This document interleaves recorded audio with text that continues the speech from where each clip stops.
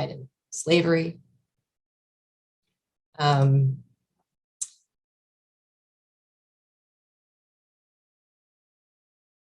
To childhood experiences of abuse and neglect, and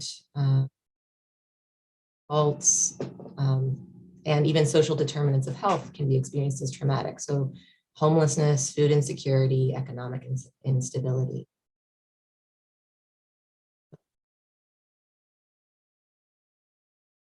Another form of traumatic stress is secondary traumatic stress, which is a set of symptoms nearly identical to PTSD that are the consequence of caring for a person who has been traumatized.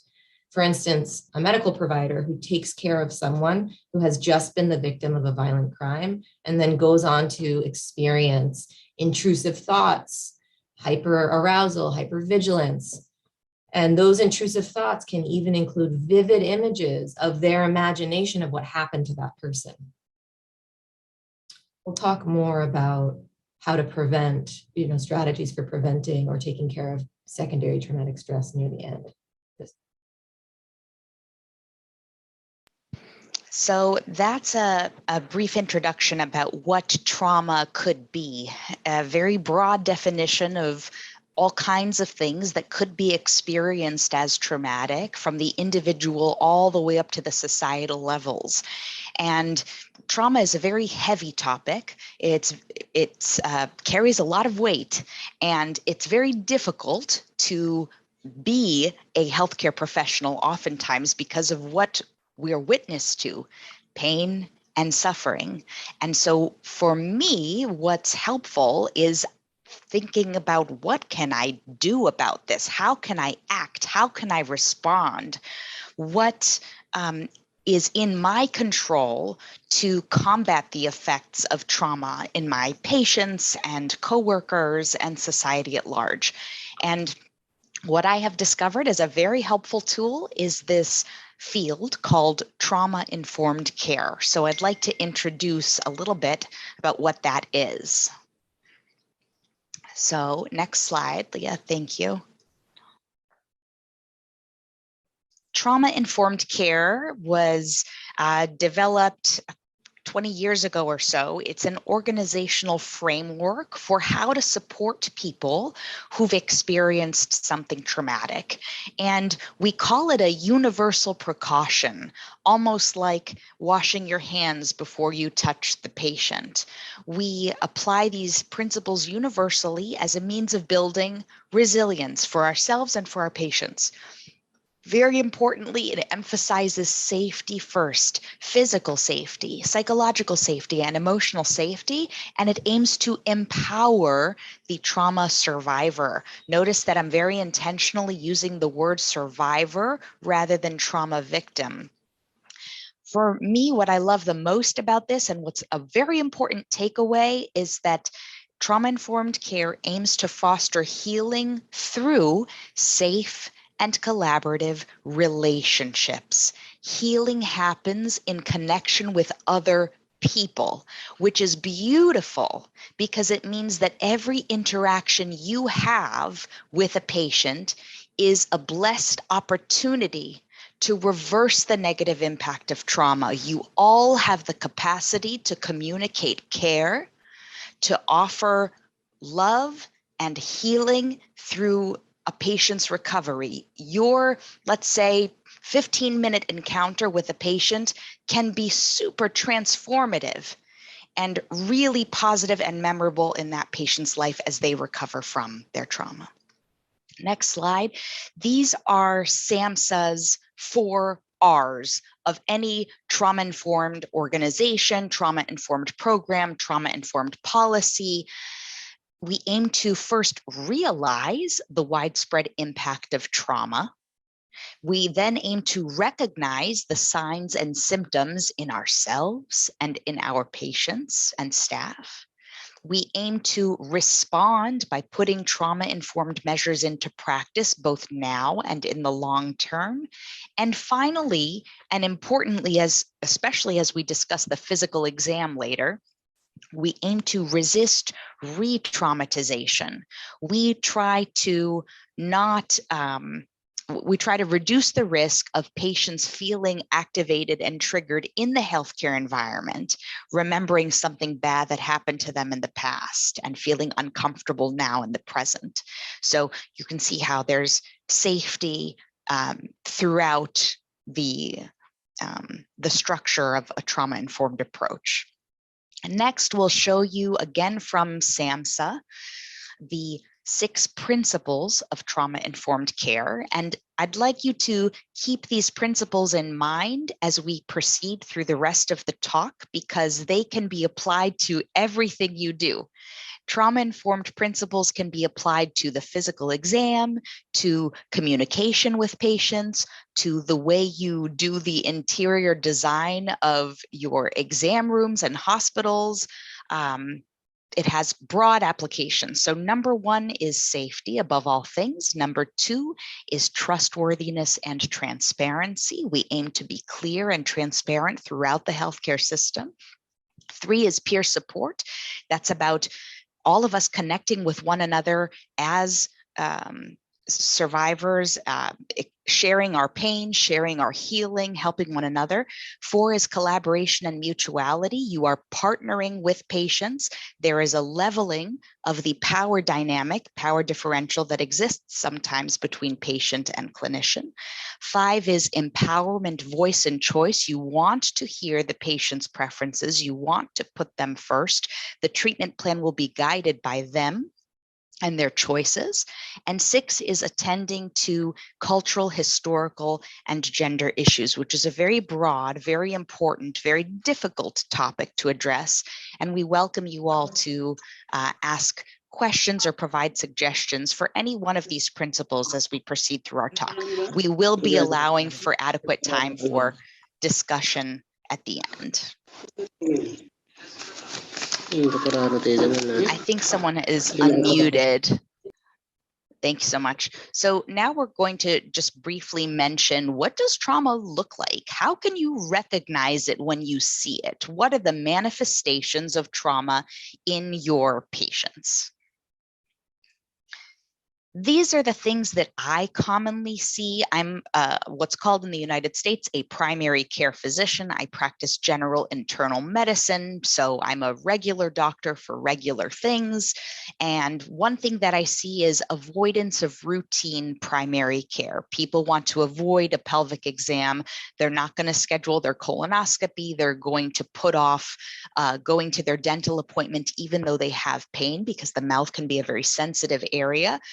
Number 2, they may not show up to their appointments. They may cancel their appointments where they think, oh, I'm going to get a rectal exam. I don't want to come to see my doctor. They can have vague general symptoms that persist for many years. For example, chronic headache disorder, chronic pelvic pain, where all of the testing has been normal and nobody knows what the cause is. They may avoid disclosing symptoms to you that may prompt an invasive exam or test. For example, they may not tell you that they've been having rectal bleeding. They could appear nervous or distracted during the appointment. They may not adhere to the treatment plan that you recommend, or you could see that someone has very severe chronic disease in multiple organs. For example, somebody in their 40s who looks like they're in their 70s and has had many medical procedures and surgeries, etc. I'll leave this to Leah now to chat about the way that PTSD can manifest, post-traumatic stress disorder. Chart is a helpful tool for diagnosing post-traumatic stress disorder. So it depicts the diagnostic criteria according to the DSM.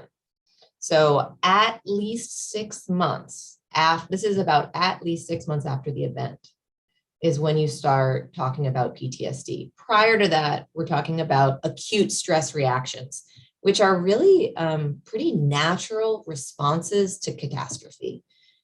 Whereas once you get past 6 months, we're starting to think about, is this persisting longer than ordinary? And might treatment be appropriate? So at least 6 months after the event, we'd be seeing intrusion or re-experiencing symptoms associated with the traumatic event. such as nightmares or intrusive memories. Those intrusive memories can even feel as though they are happening in the present with very real feeling, visual, auditory, and physical experiences. We'd be seeing some sort of avoidance of trauma-related stimuli. So anything that reminds the person of the traumatic event. Some of those triggering stimuli may not actually make any sense to the patient. They may not even be able to identify them because sometimes that kind of information can be encoded in the body and not available to the conscious mind. We'd be seeing negative alterations in thoughts and mood associated with the traumatic event. So you might be seeing some depression or high anxiety. You might see isolating, social withdrawal, loss of interest in things people once enjoyed. And finally, you'll see changes in arousal. So an exaggerated startle response sometimes, hypervigilance, difficulty concentrating, irritability or reckless behavior, and oftentimes sleep disturbance as well. And we want to see these symptoms persisting for about a month. One thing that comes to mind for me as I'm looking at this table in the third column is negative alterations in mood, loss of interest, and withdrawal. This can often show up if we're talking about mental illness as depression. And so it's important to note that not all people who are looking down and feeling down are just depressed, for no reason, or should be treated with just a medication and that will solve the answer. So through curiosity and your generous time, it's important to further question how or why this might be happening. And so we're going to talk soon about screening for trauma too. Really glad you said that because in primary care where I work part-time, about half of the depression referrals I get end up being something more in the trauma realm once we do closer evaluation. So that is a nice segue into trauma screening. So trauma screening or traumatic stress screening, both, are an essential part of trauma-informed care, not only because we need this, of course, in order to identify our patients who are suffering from PTSD, but because the act of assessing traumatic stress can actually be a profound intervention in and of itself.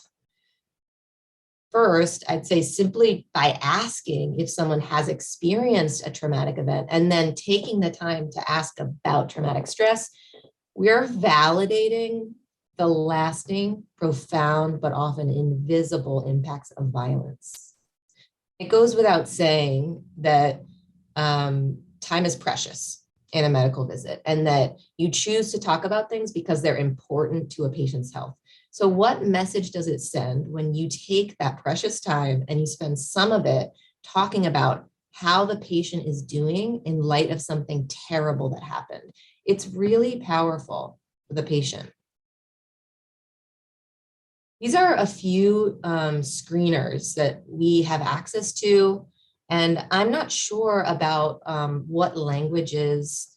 I know that they, in terms of the main languages that our patients here at Cambridge Health Alliance speak, we have access to many of these screeners, but I'm not sure for like locally what types of trauma screeners are validated. It's something that would be good to look into. We're going to dive in and take a closer look at one of these, which is the PC-PTSD-5. It's a 5-item screener, or sort of a 6-item.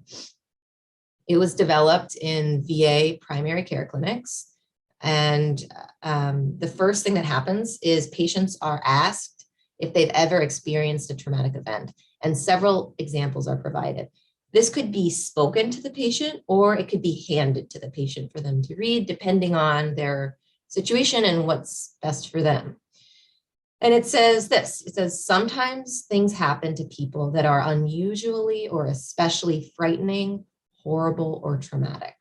For example, a serious accident or fire, physical or sexual assault or abuse, earthquake or flood, war, seeing someone killed or seriously injured, having a loved one die through homicide or suicide? Have you experienced this kind of event? It's not asking them to, it's not making them share which event.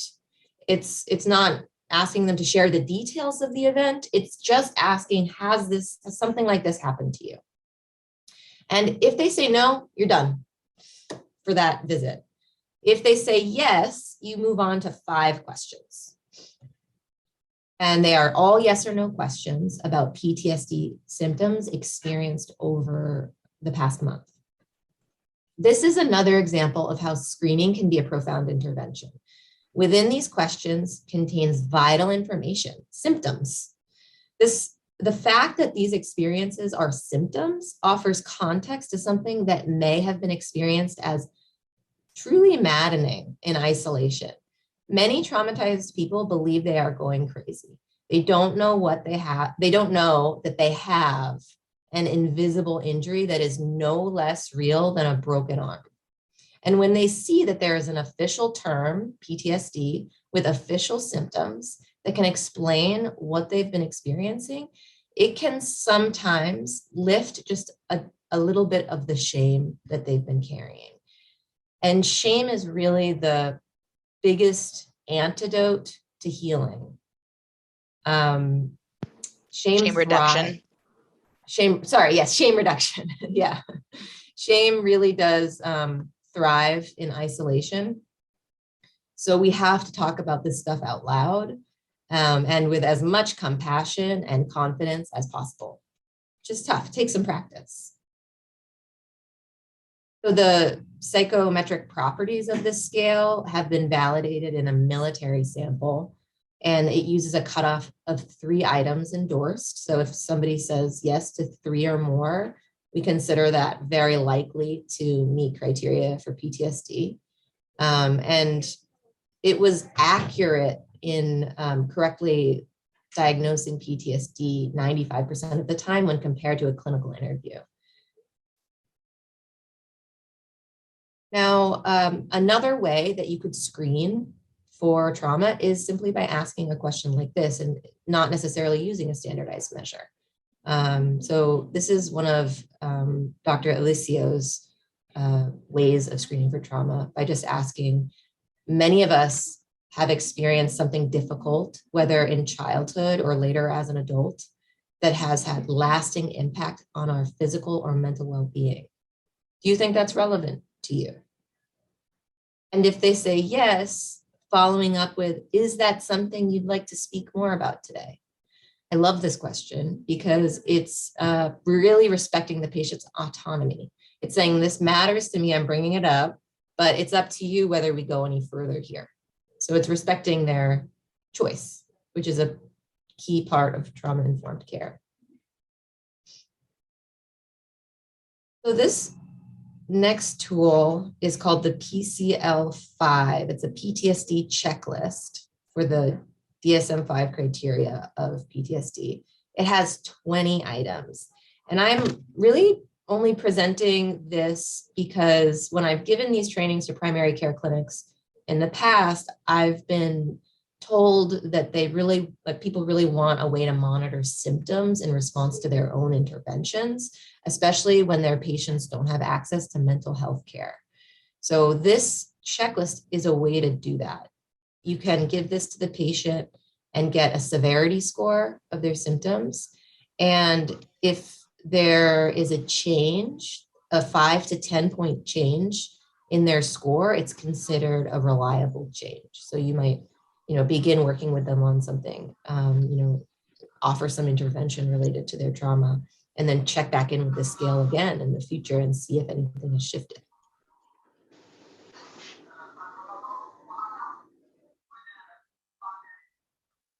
Oh, you are still on mute. We've spoken a little bit about trauma and the principles of providing care that is trauma informed. We shared about how to screen for trauma and how to potentially monitor the effect of treatment by checking symptoms of PTSD over time.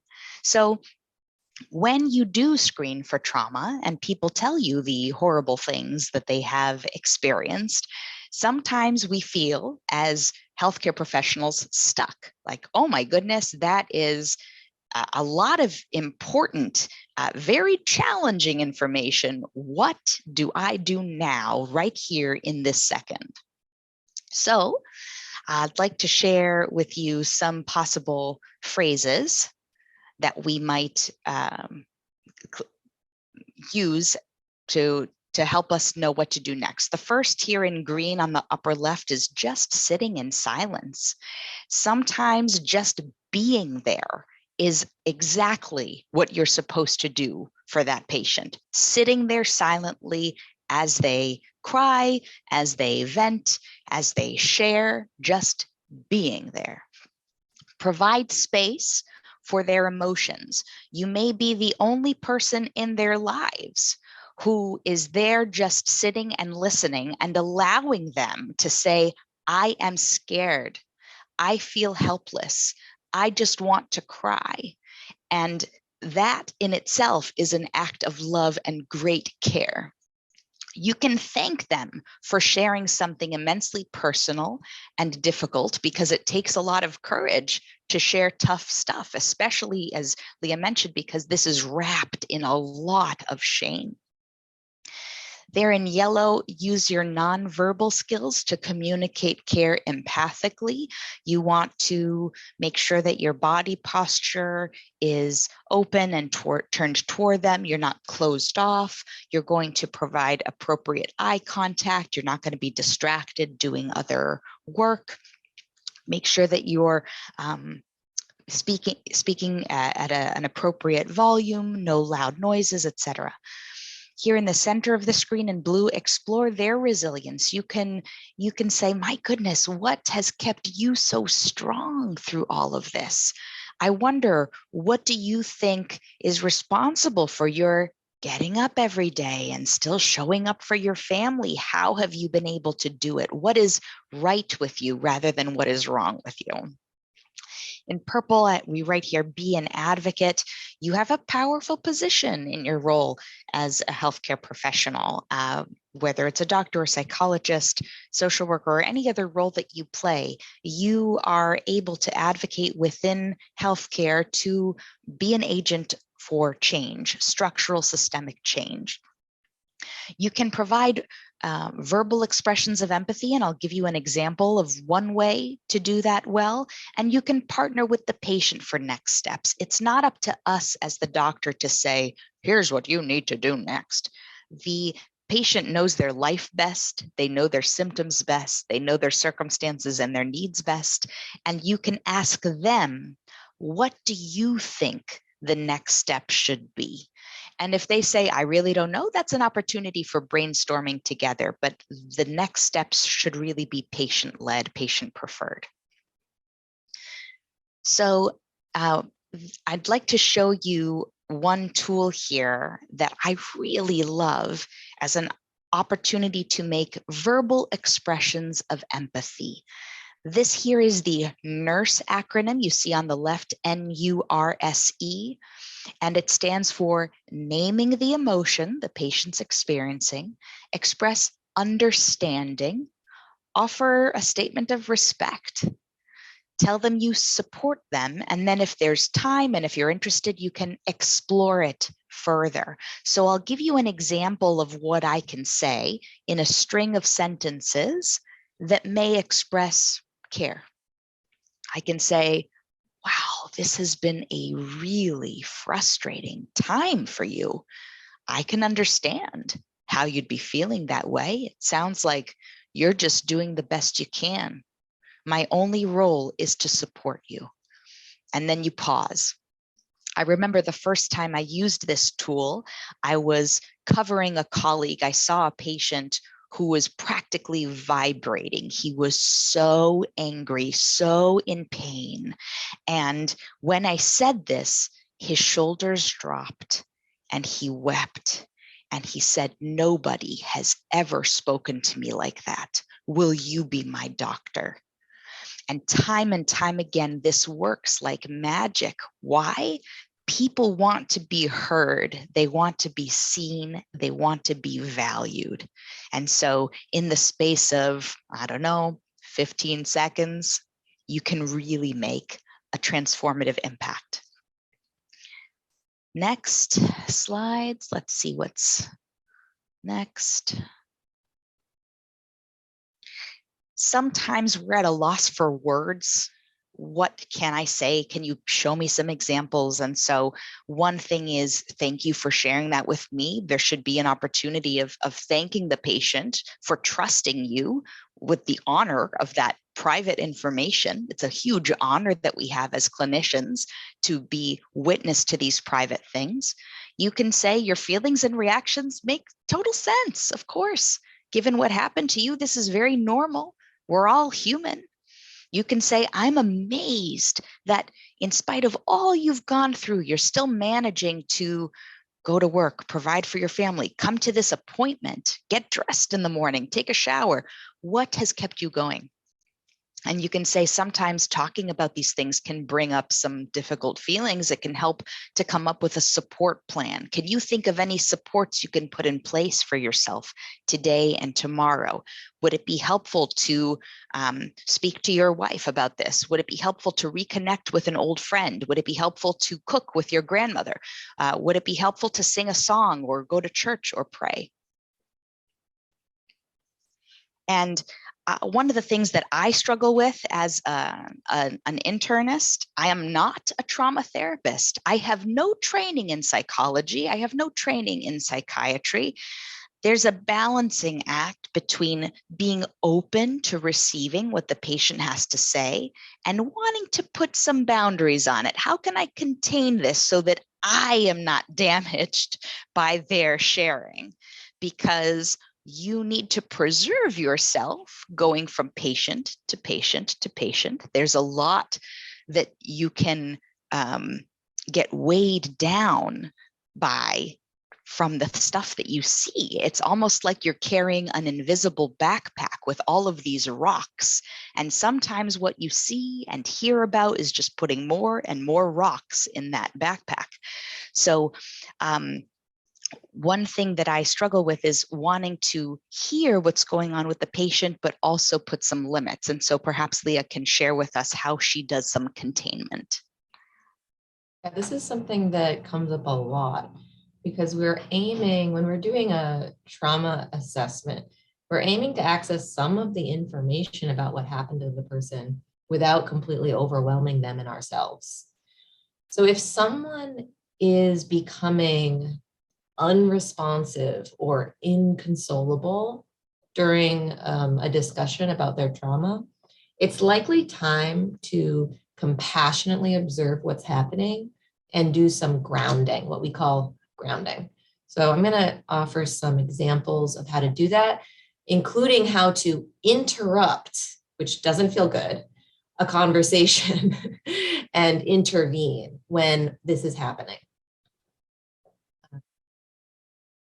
So this is an example of what I might say as the provider. I might say sometimes when we talk about traumatic events, it can bring up a lot of overwhelming feelings, or the opposite can happen and we start to feel numb or disconnected. Sometimes people even shift back and forth between those two experiences. What are you noticing right now? So what I'm doing is I'm actually teaching them so many skills by saying that, because I'm telling them a little bit about traumatic stress, which is that going back and forth experience between numbing and flooding. But I'm also helping them shift towards observing what's happening now. So it's mindfulness, and it's also getting to know themselves and building some interoceptive awareness. This is actually emotion regulation skill building in action. So the patient might say, I'm feeling kind of panicky, or I don't feel anything. Like they might look very disconnected and numb. And then I might say, I have a tool that can help when you're feeling that way. And I'd like to teach it to you now so that you can use it anytime you need to when this happens again, because it's probably happening to them many times a day. These tools, which I'll share a couple of in a moment, are pretty quick and don't take very long to teach, which is nice. And they go a long way. I want to show you or introduce you, if you haven't been introduced yet, to the window of arousal tolerance, which is a key tool in trauma treatment. So what we have here is a chart showing a range of arousal from hypo to hyperarousal with this zone in the middle. Some people call it the zone of resilience. It's the space in which we can experience some stress and still feel like we have our 2 feet on the ground and like we can think. Hyperarousal is when we are experiencing a high sense of threat. We might feel the need to run or just have a lot of stress hormones pumping through our system. We might feel really tense, that fight or flight experience. In hypoarousal, it's sort of the opposite. It's this experience of feeling numb or empty, dissociated, disconnected, immobile, frozen. And then, like I said, in the middle, I sort of described already, sort of the feeling of feeling actually quite grounded despite having a certain amount of stress. And Leah, could you share how patients may appear or look or behave in these windows? Yeah, so somebody who is hyper aroused, their leg might be shaking up and down. They might be fidgety. They might be having a hard time sitting still. They might even be pacing. Their eyes might be darting around the room. One thing about hyperarousal is some people will appear perfectly still and actually be experiencing quite a lot of distress internally. So you can't always tell just by their movements. They might be speaking more quickly. They might be more reactive. Somebody who's hypoaroused, their affect might be a little off while sharing information. Like you might think that they would be more upset based on the things they're sharing, but it's more of a blankness, maybe a staring off to the side, not looking at you. That's how I might, some common presentations, but you could really see quite a range. The average patient is going to be on the upper end of the window of tolerance. Like even if it's in the zone of resilience, they're still going to be on the upper end of that during a medical visit, because going to a medical visit is often stressful for people. For patients with histories of childhood abuse and neglect, or who have experienced interpersonal violence, going to a medical visit is often so distressing that they become hyper and hypo-aroused, often vacillating between the two during a visit. And as a medical provider, we are caretakers. And many people have been harmed by the very people who were supposed to protect them. When you add in other power dynamics that are rooted in structures of oppression, a doctor's visit can become a perfect scenario for traumatic re-experiencing without you even doing a thing. You don't even have to open your mouth and people can feel quite re-traumatized. Luckily, there are lots of ways we can actually support moving patients and ourselves, because we can also get dysregulated when we're with a patient who's dysregulated, into the window of tolerance. Sometimes it's possible to have things shift for the better in a single visit, like in a couple minutes. And other times it can take many visits over a long period of time with intentional work toward creating that safety to make it possible for a patient to eventually be able to come to a visit and feel safe. Two of my go-to quick grounding techniques. One is just statements about the orienting statement. So where am I right now? What day is it? My favorite is how old am I? Because a patient who's being re-traumatized to childhood trauma will often feel almost like a child again, like really young and unsafe and without agency. So I will introduce these statements. I'll say, this might sound really weird, that what I'm going to ask you to do right now, but it's a skill called a grounding skill that is really weirdly, magically effective in helping with traumatic stress symptoms. So just humor me, if you will, and let's try this. I'll do it first. Where am I right now? I'm at the primary care clinic in Cambridge. Today is Thursday, April 14th. It takes a little work for me to think. I'm getting my brain back online a little bit. What is the month today? What is the year? And how old am I? How old am I? 34 years old. Then the other skill, which I actually use more often, is just naming 3 things that you see, smell, hear, and feel physically, and saying them out loud. And people, when I introduce this, often are like, what is this person doing? They really feel a little bit baffled by my behavior, asking them to do this. But by the end of the exercise, almost everybody will report feeling a change in their physiological state. So I name out loud with as much specificity as I can muster 3 things I see around me. Smell is a tough one, but we try to get a couple. And then hear and feel physically. I feel my feet on the ground. I feel this chair. I feel my hair on my neck, right? And maybe taking some deep breaths while we do this. So I'm going to introduce you just to the very basic, broad strokes overview of the gold standard of trauma treatment in the US, I would argue, which is this triphasic model of treatment that Judith Herman came up with. She has that book I mentioned earlier, Trauma and Recovery, which I recommend. Any provider can support this first stage of treatment. This is the focus. Stage 1 treatment, establishing safety and stability. This is all about personal safety, self-care, emotional regulation, and shame reduction. Another key part of stage 1 treatment is psychoeducation, which you're doing by introducing traumatic stress, by screening for it and talking about symptoms and talking about grounding. That's all stage 1 trauma treatment.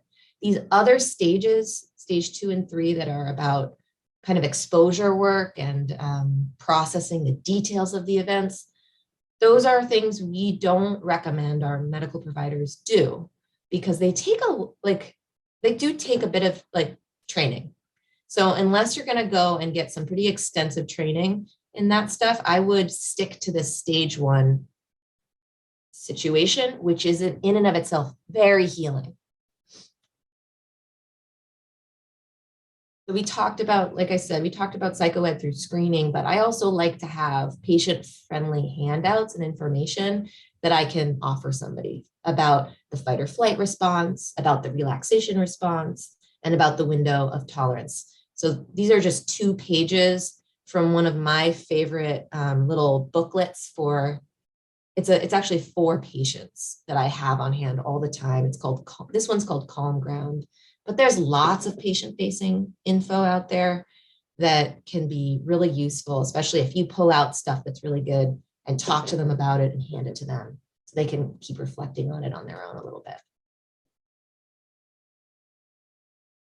All right, I'll talk to you about the post-traumatic stress response cycle. So one thing we can do is teach patients to become aware of this cycle and interrupt it. This is the cycle of getting triggered. So having some reminder of the trauma, experiencing a rush of adrenaline or cortisol in the body. People often feel like their head hurts. They feel their heart pounding. They feel shortness of breath. They can feel actually all sorts of physiological sensations. It's pretty wild. Shoulders and neck can become tight. And then that pain and that uncomfortable, all that discomfort can actually continue the cycle because it's distressing. And round we go.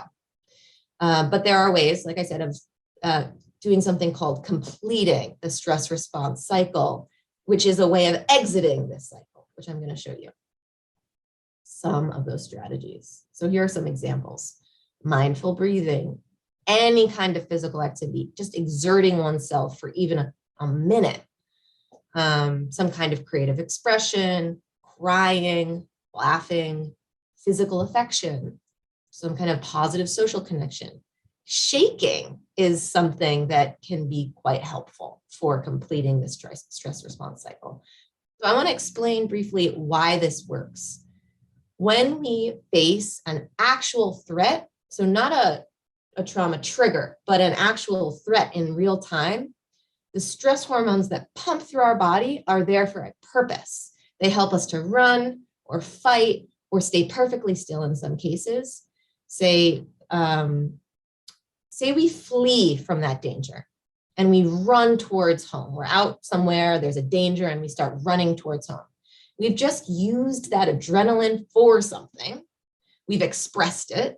Then we get home, we find our loved ones, we share what happened, they embrace us, maybe we cry, maybe we shake. I don't know if you've ever been through a really dangerous situation and then afterwards found yourself shaking and you can't stop. That's the body doing what it needs to do to heal, to recover. And really all of those experiences help with that, from the social connection to the embrace, to the movement, to the crying. One thing that can profoundly interrupt this natural healing that happens when we let our bodies do what they're supposed to do is when there's a particular trauma that is stigmatized, such that people are too ashamed to talk about it. Then they suffer alone and are much less likely to recover. So lastly, I just wanted to share with you some of the interventions that I teach my fellow therapists to use in primary care.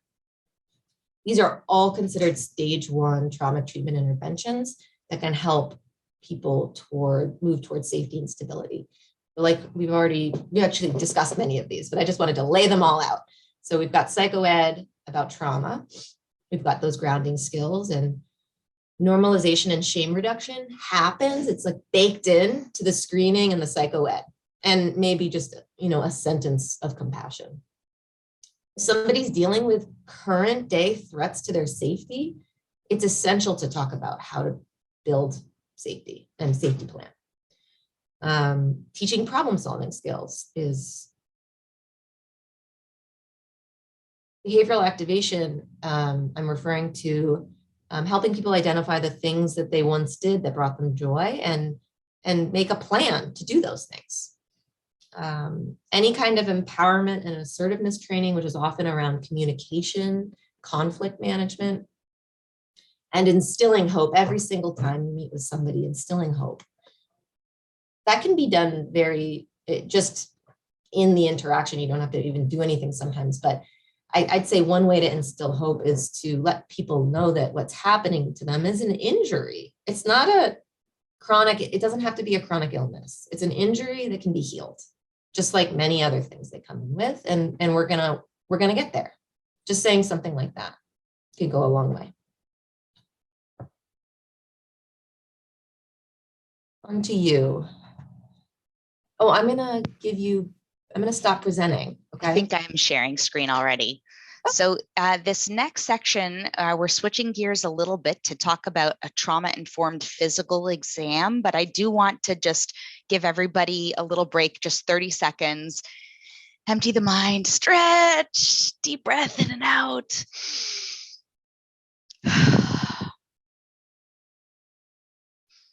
I'll pause for another 20 seconds or so, just a little break.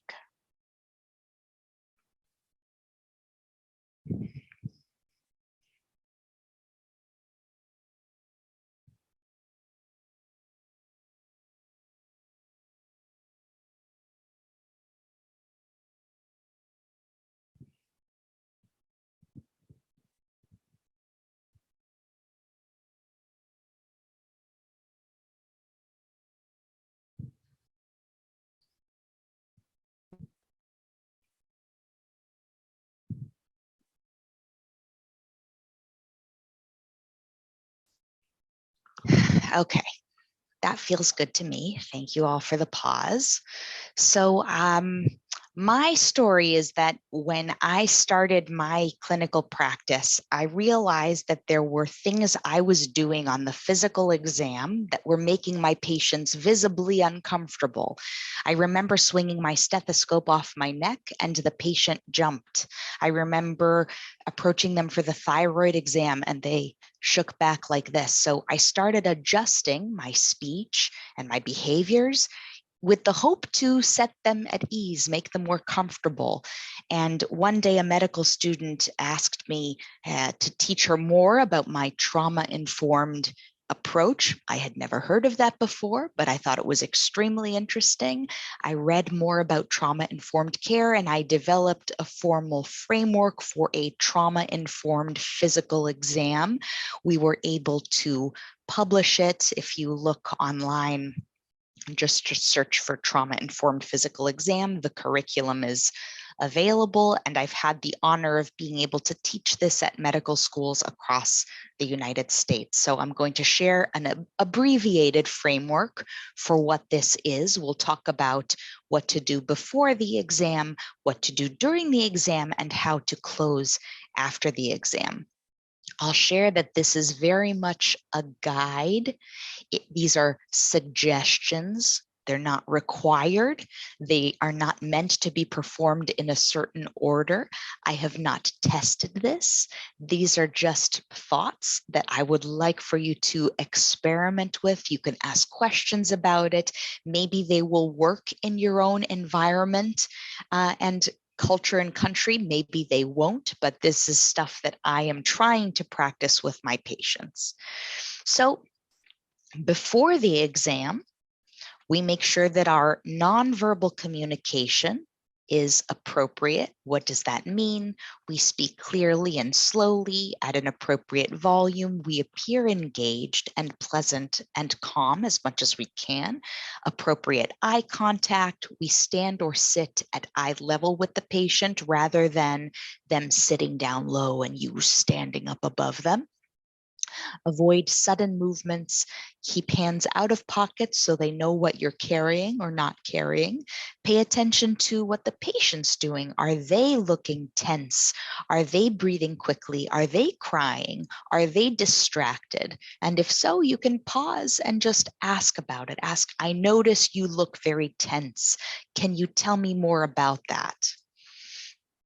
We set an agenda for the exam, and I'm going to ask Leah to read what's in these little bubbles. This is sample phrasing for something you might say. I'd like to transition to the physical exam. We will be doing a pulmonary exam today, so I will be listening to the lungs. This way, the patient knows what to expect. Next, we make it standard practice. This is something that I do with all patients who come in with symptoms of a cold. It's not being done for no reason or just for fun. You identify if the patient has any concerns before you do the exam. Do you have questions or concerns before we begin?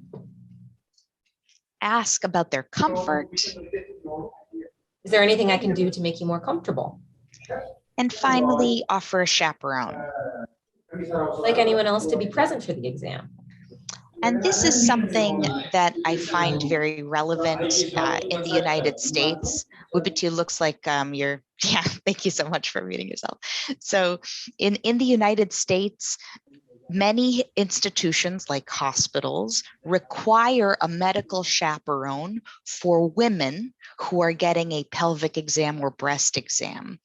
All of my patients happen to be men, and they are the ones who taught me about the impact of sexual violence. So we need to think more broadly about medical chaperones and for whom they're appropriate.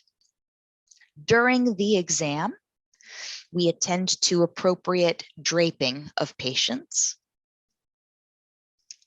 Leah. In order for me to do an accurate exam of the lungs, I'll need to listen with the stethoscope directly on the skin. And again. I'm going to leave the room and allow you to change. Please remove the shirt and you can keep the bra on. Here's a gown for you to wear. It opens in the back. This is a drape that you can place over your lap like a blanket. And again. I'll be back in a few minutes. I'll knock before I come in. So draping is very different in different parts of the world and in different places where we work. I try here to be very specific with my instructions and very clear. I allow the patient to move their own gown or drape or clothing rather than me doing it for them. It's theirs, it's not mine. For a limited exam, you can ask the patient to move their clothing rather than completely getting undressed. Like if they have a spot on their low back that they want you to see, they can lift their own shirt rather than taking off their shirt and pants and everything else. It's best to give them privacy when they dressed and undress. Some places may have a curtain or a divider or a door for that, and try to expose only the minimum body surface area at any given time. We shouldn't assume that all men are comfortable taking off their shirt and being naked in front of others. We should provide tissues or paper as needed following any exam where you use lubrication. We try to knock before entering a patient's space and make sure that the patient says it's okay for you to come in. We introduce each exam component. I'm now going to listen to the lungs using the stethoscope. And explain why it's being done. This is important because we need to see if you have pneumonia, which is an infection of the lungs. We're giving a medical reason for the exam. The exam's not being done so that you can touch them or look at their bodies. It has medical purpose. Ask permission before touching sensitive areas or moving their clothing or draping.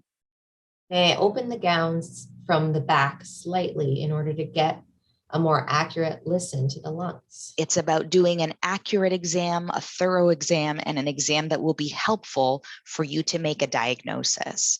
We stay within the patient's eyesight. And at your side. And I'll show you some examples of what this looks like. Many people think if I have to listen to the back of their lungs, I should stand behind the patient. But she can't tell where I am or what I'm doing. And so I still get the same information standing at her side. The stethoscope is long, it reaches, and now she can see where I am. Here for generations, doctors have been trained to do the thyroid exam standing directly behind the patient with the fingers fully wrapped around the neck and the thumbs in the back. And that can feel like strangulation. So why not stand at the patient's side with the fingers fully extended on the neck? Tell the patient what you're about to do and why. If you feel like you can't get accurate information that way, you can try an anterior approach from the front. For the pelvic exam, having the patient completely flat is a subordinate position and can trigger memories of abuse and assault. So we can, if the room allows for it, you can put pillows behind them, or you can elevate the exam table 15 degrees, 20 degrees. You can also offer them a mirror for the things they cannot see if that's available in your space. There's even a movement towards self-insertion of the speculum for a pelvic exam, meaning the patient puts it in on their own. There's a movement towards self-insertion of swabs for a non-speculum exam, and even self-insertion of the transvaginal ultrasound probe when you're doing an ultrasound inside the vagina. We try to respect personal space. I'll show you an example of this. When we're listening to the front of the heart, you don't necessarily have to be in front of the patient pushing up against her knees. You can still stand at her side. When we check the heart rate, try to keep your hand away from the patient's genitals. You can move their hand, they can move their hand to rest on their knee or next to them on the exam table. When you're checking blood pressure, in the first picture, I'm pushed up against her knees. She's leaning to the side, having to support her own arm. So I respect her space by standing outside of her space, and I support her arm entirely. We try not to stand blocking any doors, blocking any exits. You can do it for a few seconds, but don't have a long conversation standing above the patient and blocking their exit. Next, we try to use very simple clinical language, and I'll show you some examples. Mouth open, take some deep breaths in and out. Trauma-informed language should be very easy to understand. We avoid big medical terms that the patient may not understand. We try to be cautious with whatever imagery we provide. We don't know what could be triggering for the patient. I'll give you an example. We try to avoid any possible sexual connotation. We try to minimize the power differential between the patient and us. We accommodate people who speak other languages as best we can. And our word choice will be professional, not personal. I'll show you an example. This stuff makes sense to me in English. I am not able to translate this to other languages to see if it's appropriate. You would know best. But for my practice, I try to use the word the when referring to body parts rather than your. It feels a little different to hear, now I want to look at your penis, versus I will now inspect the penis. The means it's an anatomic body part that I will examine. I've examined hundreds of other such body parts. It's less personal and zoned in on the patient's body. It's more detached. Instead of saying that this is a bed with a sheet, which can frame the exam in an intimate manner, it's an exam table and this is a drape. Instead of saying, I want to do something, perhaps I'm going to, or would it be okay if I did something? Instead of, that looks good, that looks healthy. Instead of, I want to look at you, I'm going to feel this, I'm going to touch this, maybe inspect, examine, check, evaluate. If a patient appears very nervous and you're going to try to calm them down, we try not to give them any imagery. We shouldn't say, pretend you're just at home, lying in bed. We don't know what's happened to them in bed before, so we try not to do imagery. So you can say, some find it helpful to take a deep, relaxing breath. Instead of shouting at the patient to relax, maybe when you're trying to check their reflexes in their knee, you can say, allow the knees to relax. You're going to give them control over their own body parts. And for the neurologic exam, we hear phrases like, put up your arms like you're going to fight, push me away, don't let me do this. It puts the patient in conflict with the examiner. So just refer to the motion itself. Bend the elbows, push forward, resist this motion, or keep the arms up strong. During the exam, we check in periodically and as needed. How are you doing? We use professional touch. I'll show you examples of what that means. I like to place a firm touch on their shoulder when I'm reaching behind them, like if I need to grab the otoscope so they still know where I am in space, even if I've disappeared from their field of vision. And I place a firm hand on the shoulder when I'm listening to the back of the lungs to avoid the surprise of sensation of touch on the body. Prior to an internal exam, a vaginal exam, a rectal exam, you can say, you're going to feel my hand on the thigh to start. You're going to feel my hand on the buttocks, rather than all of a sudden internal penetration, right? Then we try to prepare patients for the sensations they may experience during the exam. You can say, this tuning fork will feel like a vibration. The speculum may feel cold. The stethoscope may feel cold. This will feel very sharp, etc.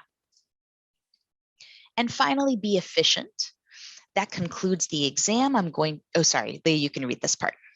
Concludes the exam. I'm going to step out now and you can get dressed. I'll be back in a few minutes so that we can discuss your results and come up with a plan together. I'll knock before I come in. So for efficiency, we can inform the patient how long an exam will take. Maybe you can say, this rectal exam will take 10 seconds. We avoid keeping the blood pressure cuff inflated for too long, as it can resemble a restraint. Take breaks whenever you're doing an exam with a mouth in an open, fixed position to avoid triggering memories of forced oral sex. This is an important reason in our country for avoidance of dental care. And ask patients to show you a genital lesion rather than taking the time to find it yourself. They will be much faster at finding it than you. Finally, after the exam is done, that's when we knock. We knock. That's right. Get permission to go back into the room, and we express thanks. Thanks very much for coming to this appointment and for helping me perform a thorough exam. Then we discuss results once they're dressed again, not while they're naked, not while they're in the robe, once they're dressed and comfortable and seated in a chair, place of their choice. The lungs sound clear, which is good news. You do not have pneumonia. And finally, at the end, you can ask an open-ended question to make sure their questions are answered. You have. That's right. So this is just to show on one slide everything that I've shared, how to do a trauma-informed physical exam before, during, and after with our speech and our behaviors. So we'll transition to the final section of our talk today, and we're going to offer plenty of time for questions, for conversation. So this is about self-care, and Leah will guide this discussion.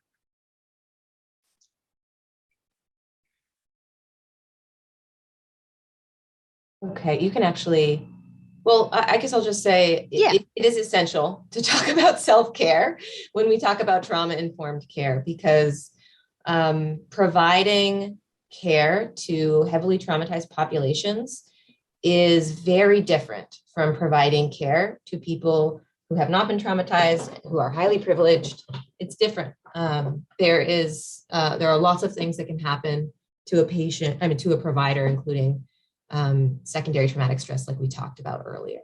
So let's go to the next slide to go through some strategies for helping to recover after a really difficult visit with a patient, or a really difficult day, or simply things for prevention of secondary traumatic stress. So if you've had a really challenging, like a particularly challenging encounter, it can be, if possible, it can be really helpful if you can find a calm area to self-regulate and rest between patients. I know that that's not often realistic, so I'm just putting it out there because it could help a lot if there is space to bake that in somehow to your day, or perhaps you just intentionally set aside a little time during lunch or right at the end of the day. It's also, so these are, in case you didn't notice, these are all the trauma-informed care ideas, but applied to ourselves. So in terms of trustworthiness and transparency, it's essential, really helpful, to be honest with yourself about when you're feeling symptoms of traumatic stress. Having peer support is everything. Finding like-minded and empathic professional peers to give and receive validation and support. Maybe you find somebody and you have a conversation about doing this for one another, so that when it does happen, you don't have to go through the tricky experience of trying to figure out who you can talk to about something like this. You've already got them in mind. And I'll share here, just as I shared before, that healing happens in relationships. I find that this principle, the peer support, is the most important one. So please do look at your colleagues as peer support. You do have one another. Perhaps we can optimize the way that we use one another for supporting ourselves and supporting others. And healing happens in relationships, with your relationship with yourself, your relationship with your family, relationship with friends, relationship with coworkers, relationship with God, relation with your spirituality. So relationships everywhere should be optimized.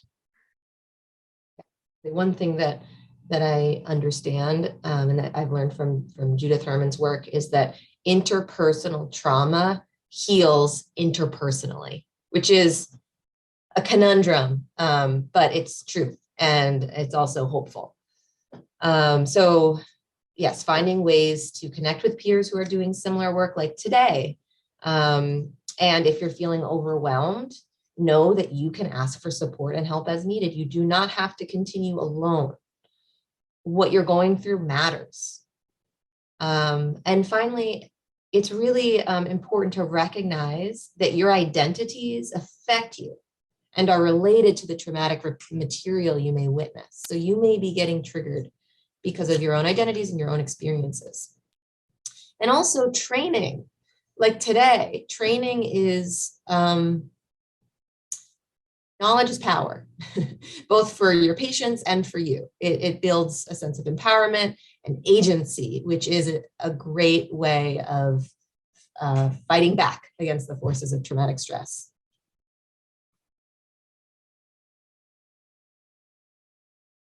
You are still muted. To summarize some of the things that we've mentioned today, we'd like to offer a few closing points.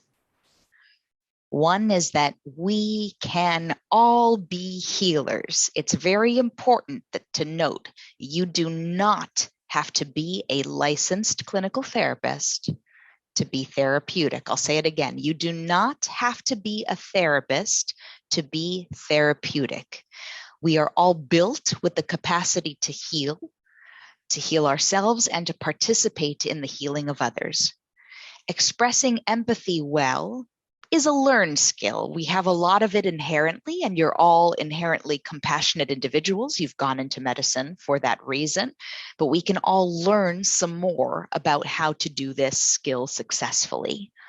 Trauma-informed care is a universal precaution, meaning that we're assuming that the person in front of us has experienced difficult things, and we're just going to go in trying to create a safe space and trying to make them feel empowered and heard and valued. When in doubt and when you don't know what to do next, I find it helpful to pause and tap into a feeling inside of compassion, and whatever happens next is going to be okay. This is a quote I'd like to offer again from Judith Herman. We've been sharing a lot of her work today from that book that we typed into the chat. She says that helplessness and isolation are the core experiences of psychological trauma. Empowerment and reconnection are the core experiences of recovery. So the point is that we will all struggle to a degree in this mortal life. And we not only have to care for ourselves when we go through something difficult, but we have to care for others, because the hard and beautiful responsibility of living on this planet is that we are in this together. So now we'll allow some time and space for discussion. We welcome people to unmute themselves. You can share out loud. You can also share in the chat, either to everyone, or you can send us an anonymous message personally. We welcome whatever you'd like to share and discuss. And thank you so much for your time.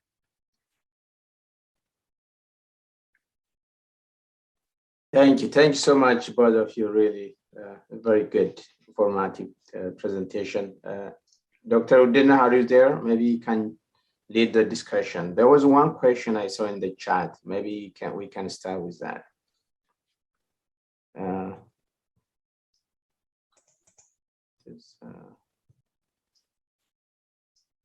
Yeah, hello, can you hear me? Yes. Yes. Great. Yeah, thank you so much again. It is such a powerful presentation, and you know, I have attended this presentation, but I always learn something new, and it's really powerful for you to share such expertise and experience and knowledge, and this will be many to come, I think, and given the challenges that's going on in Ethiopia. So I think there was a question about some public health level intervention, and that I think Leah mentioned you shared some information, some tools, screening tools. There's going to be a section on that from Professor Yonas and Dr. Aida, but Leah or Dr. Elisseou, if you want to add to that, feel free. One thing I'll point out is there's a resource called the Trauma Resource Institute that has a community resiliency model training that I've heard great things about, and I've even heard of it used in the Middle East and around the world by some of my colleagues who work with refugees.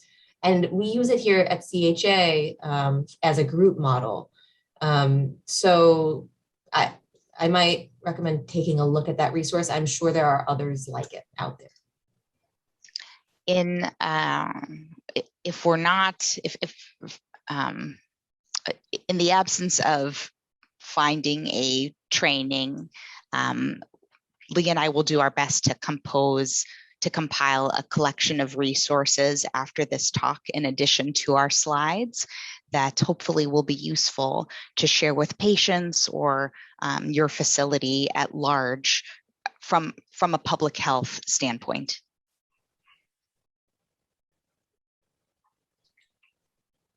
Great. Yeah, and we focused, as I mentioned, sharing really extensive background and the experience that you both have at the VA, where we have mostly retired soldiers who have seen so many trauma, and also Leah working with refugees, immigrants with so many trauma, and so we wanted to have that platform to share that experience and expertise. And then Professor Yonas and Dr. Aida will share next in terms of in the context of and the cultural sensitivity in Ethiopia, the next sections. Yeah, one thing that comes to mind as you mention that is that it really doesn't matter too much what specific event someone has experienced. It all manifests in very similar ways. We have one human brain and one human body. So the brain responds in very predictable ways to severe stress. And the brain governs the health of the body, and then that governs our behaviors. So it doesn't really matter asking somebody, so what happened next, and what specifically happened next, and then what happened next. It's not like taking a history where you want to know the severity of their knee pain and how they twisted it and did it get red and swollen. What matters is how that past event has impacted them today, and that's what you're going to focus on. And healing can happen in any moment. I'll share with you, so I didn't plan to share this today, but it's coming to mind today. So I'll share with you something that happened this week with a patient. He came to me for acupuncture in the ears. We've been trained to do acupuncture in the ears here at the military hospital where I work. And it was for his chronic knee and back and neck pain. Okay, routine. But he said that later that afternoon, he was driving to Vermont, a couple hours away, to visit his son's grave. This man is in his 50s. His son died when he was young from a genetic disorder. The anniversary of his son's death was a couple days prior. The following day was his new son's birthday, and the day when he saw me was his dead son's birthday. So April is a hard month. And he said, we should talk about something else, because he was feeling himself become dysregulated. He was about to cry.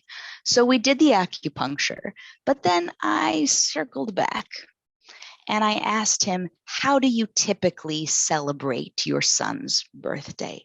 How do you celebrate your son's life?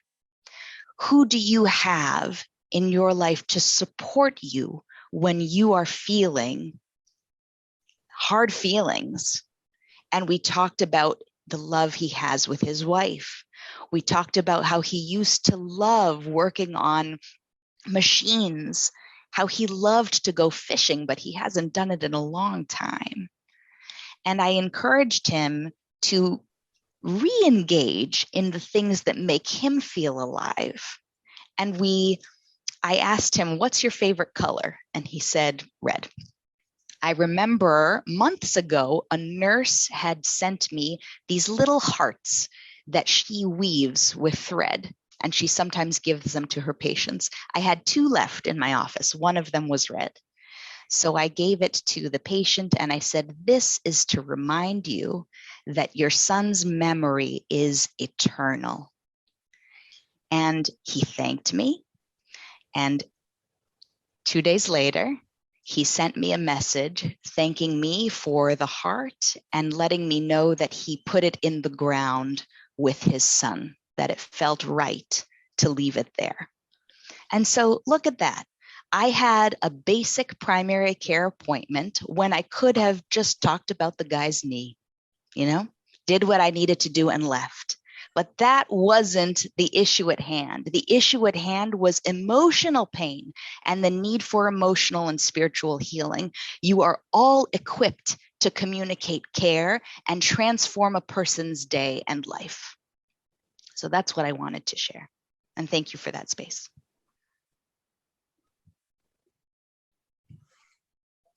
Thank you so much again. And as you mentioned earlier, it is so powerful, and anyone can do this, right? Anyone can help. And so it's not just for our physicians, it's not just for medical students. And so anyone can have an impact. And so that is what I really got out of this session. I think there's one question. I think you already answered it in the context and the chat. Given the Ethiopian, what kind of trauma-informed care design you will recommend? If you have any, I think we already touched on this.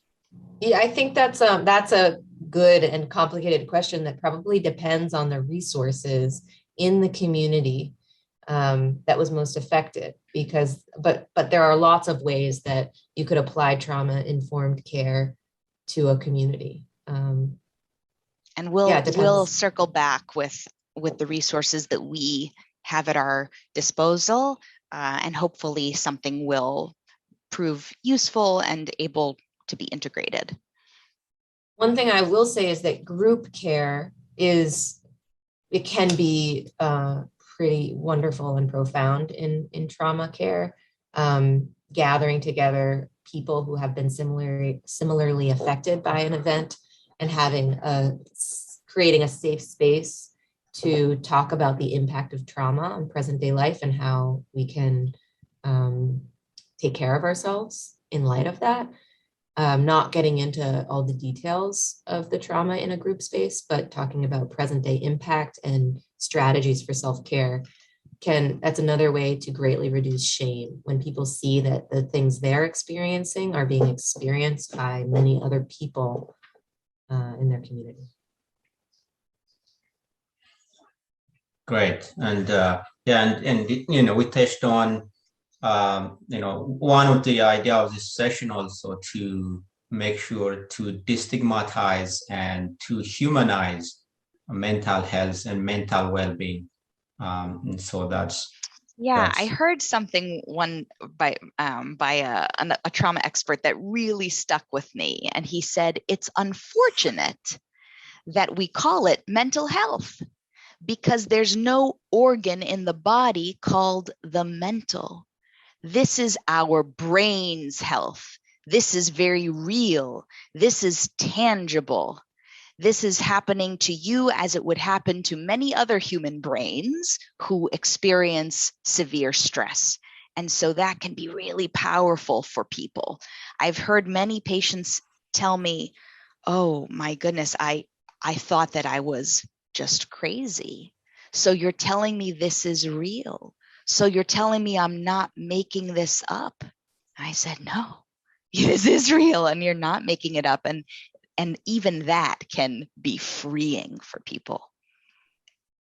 Just to piggyback off of that, sharing with people that traumatic stress, I think I said this earlier, but just to reinforce, is an injury, not an illness. It's in many ways unfortunate, sort of, that it's a diagnosis. It's that it's clustered with other things that are more mental. So injury over illness, and also, psychiatry, I believe used to be under, at least in the US, it used to be under the umbrella of neurology. So it's about the study of the brain. I think that's a great point, talking about it in terms of a brain injury, which sounds scary, but it's, luckily it can heal.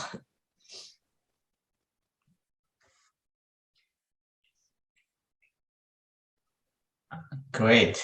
I have a question. Probably this is, I'm not in the field, but do you have a different strategy for children versus adult or adolescent in terms of trauma management? A little bit. A lot of trauma informed care or trauma treatment for children is really family treatment. So you see anything that you would be doing with the child, you would also be doing with a parent, whoever their caretaker. You'd be teaching the parent about the impacts of trauma on children and ways that they can help the child regulate and help the child gain agency over the difficult sensations that are happening in their body. And there's a lot of wonderful children's books in the US in English that teach children about trauma, that, hopefully there's something similar. And in general, children work through their trauma through play and in indirect ways. When they have a safe space, people do actually heal naturally from trauma when they're given a safe space to exist. Yes. One thing that I have learned, I don't take care of children in my clinical practice, but when we see children who are shouting or fighting, they're not bad kids, right? These are kids who are becoming dysregulated, and they may not yet in their development or through their experience know how to express it verbally. They may not have been given the language to say, I am feeling angry, I have resentment, I feel betrayed, right? These are tough words. And so helping them to recognize the feeling that's in the body and maybe emotions attached to that, and then giving them tools for regulation, which, as Leah mentioned, is usually through play. Let's color. We love colors. Let's smell the crayons. That's calming. Let's have a tight squeeze and a hug.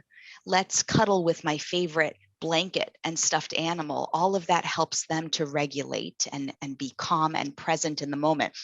You all know probably that many of us spend our lives living in two places: the past, where we are replaying negative, horrible experiences, or in the future, where we are worried about potentially more horrible experiences. But when are we ever right here in the present, where we actually are pretty safe right now?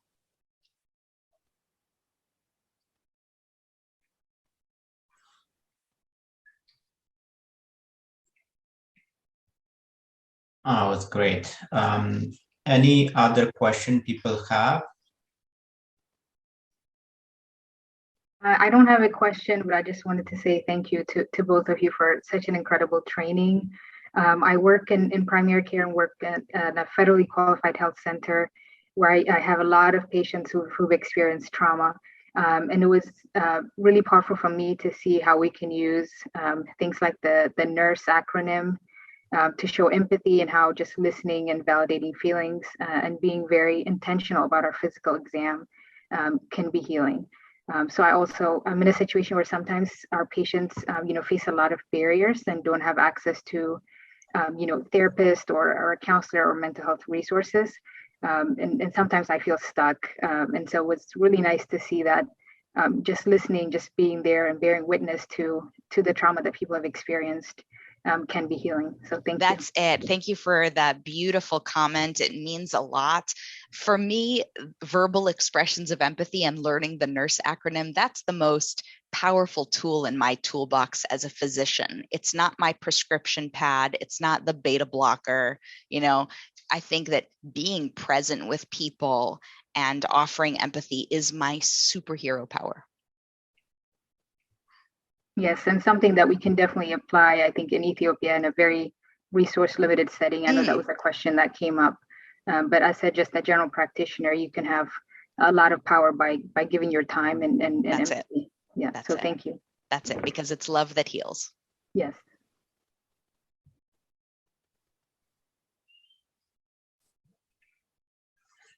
Thank you so much again, and I'm thinking there's going to be a lot more we will need to do in the future and collaborate and training and workshops, and so I want to thank Dr. Elisseou and Leah, Soumerai again, and then if you don't have any last minute comment, we'll go to the next session.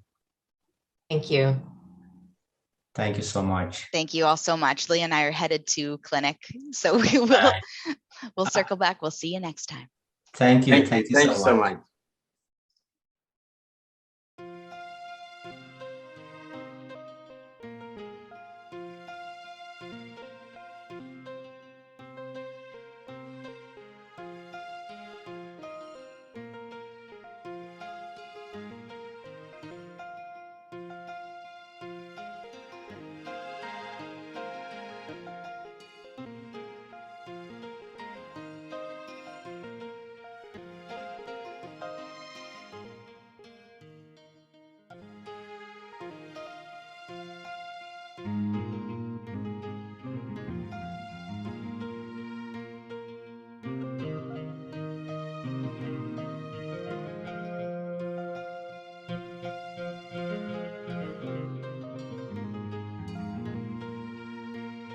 All right. Thank you so much, Dr. Nahum. It's very, very powerful and personal experience on this big issue we are facing. So the next session, we move to Professor Yonas Geda, and he's going to talk about user-friendly and evidence-based psychosocial intervention. And I'm sure most of you know, but just for sake of introduction, Professor Yonas, he got his medical degree from Addis Ababa University, and then he completed his residency in psychiatry, followed by a fellowship in behavioral neurology at Mayo Clinic in Minnesota. So Mayo Clinic is one of the leading medical institutions in the US. Following his training, he was a full faculty and promoted to professor of neurology and psychiatry at Mayo Clinic. And he has been there in Minnesota for about 25 years. And I think very recently moved, a few years back, he moved to leadership position to Barrow Neurological Institute in Arizona as a professor and director of global neuroscience and mental health program. He is currently he has active clinical practice in the division of Alzheimer's disease and memory disorder program in the Department of Neurology and Behavior at Barrow Neurological Institute. And he's very active in teaching and directing the global behavioral neurology program, fellowship program, and he's really very, very active in research and has over 160 peer-reviewed publication in mostly in high impact factor journals, including JAMA Neurology, JAMA Psychiatry, American Journal of Psychiatry and Neurology. And he, most importantly, has dedicated most of his time to to train Ethiopian nationals and here in the US and also traveling and through the P2P program he's actively involved with to share his experience and train younger generation. So without further ado, Professor Yonas, thank you for joining us. Thank you, Professor Tesfaye. So good evening, good afternoon in Ethiopia. So let me share my slide.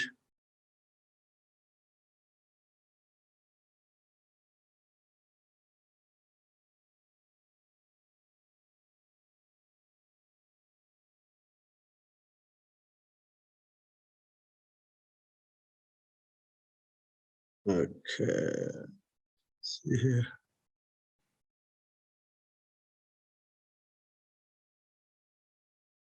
So you can see my slides, correct? Yes, perfectly. Very good. Okay, so I will be talking about traumatic stress and armed conflict. So what is to be done, Teferra, from a mental health perspective? As Professor Tesfaye said, I'm at Barrow Neurological Institute now. I'm also a research professor at Center for Bioelectronics and Biosensors at Arizona State University. All right. So what I will do is I will talk about stress. And already we had really a great talk on approach from the Harvard group. Therefore, we don't need to go into trauma. But we will, after I talk about stress model, then we will talk about evidence-based user-friendly approach. And I will share with you some of the work that is done based on that model among South Sudanese refugees and among refugees and trauma survivors in Syria. So we all know emotion, thoughts, and behavior are interrelated. So there is emotions lead to thoughts, thoughts to behavior, behavior to emotion. They are very much interrelated. So let us use a very simplistic model. So the ABC model. So this is a very good take home.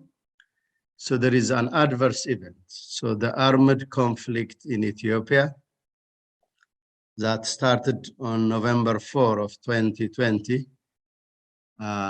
is really the armed conflict. So the war was in the region called Tigray, for those of you who are not from Ethiopia, from November 2020 up to June 28, 2021, the war was in one region.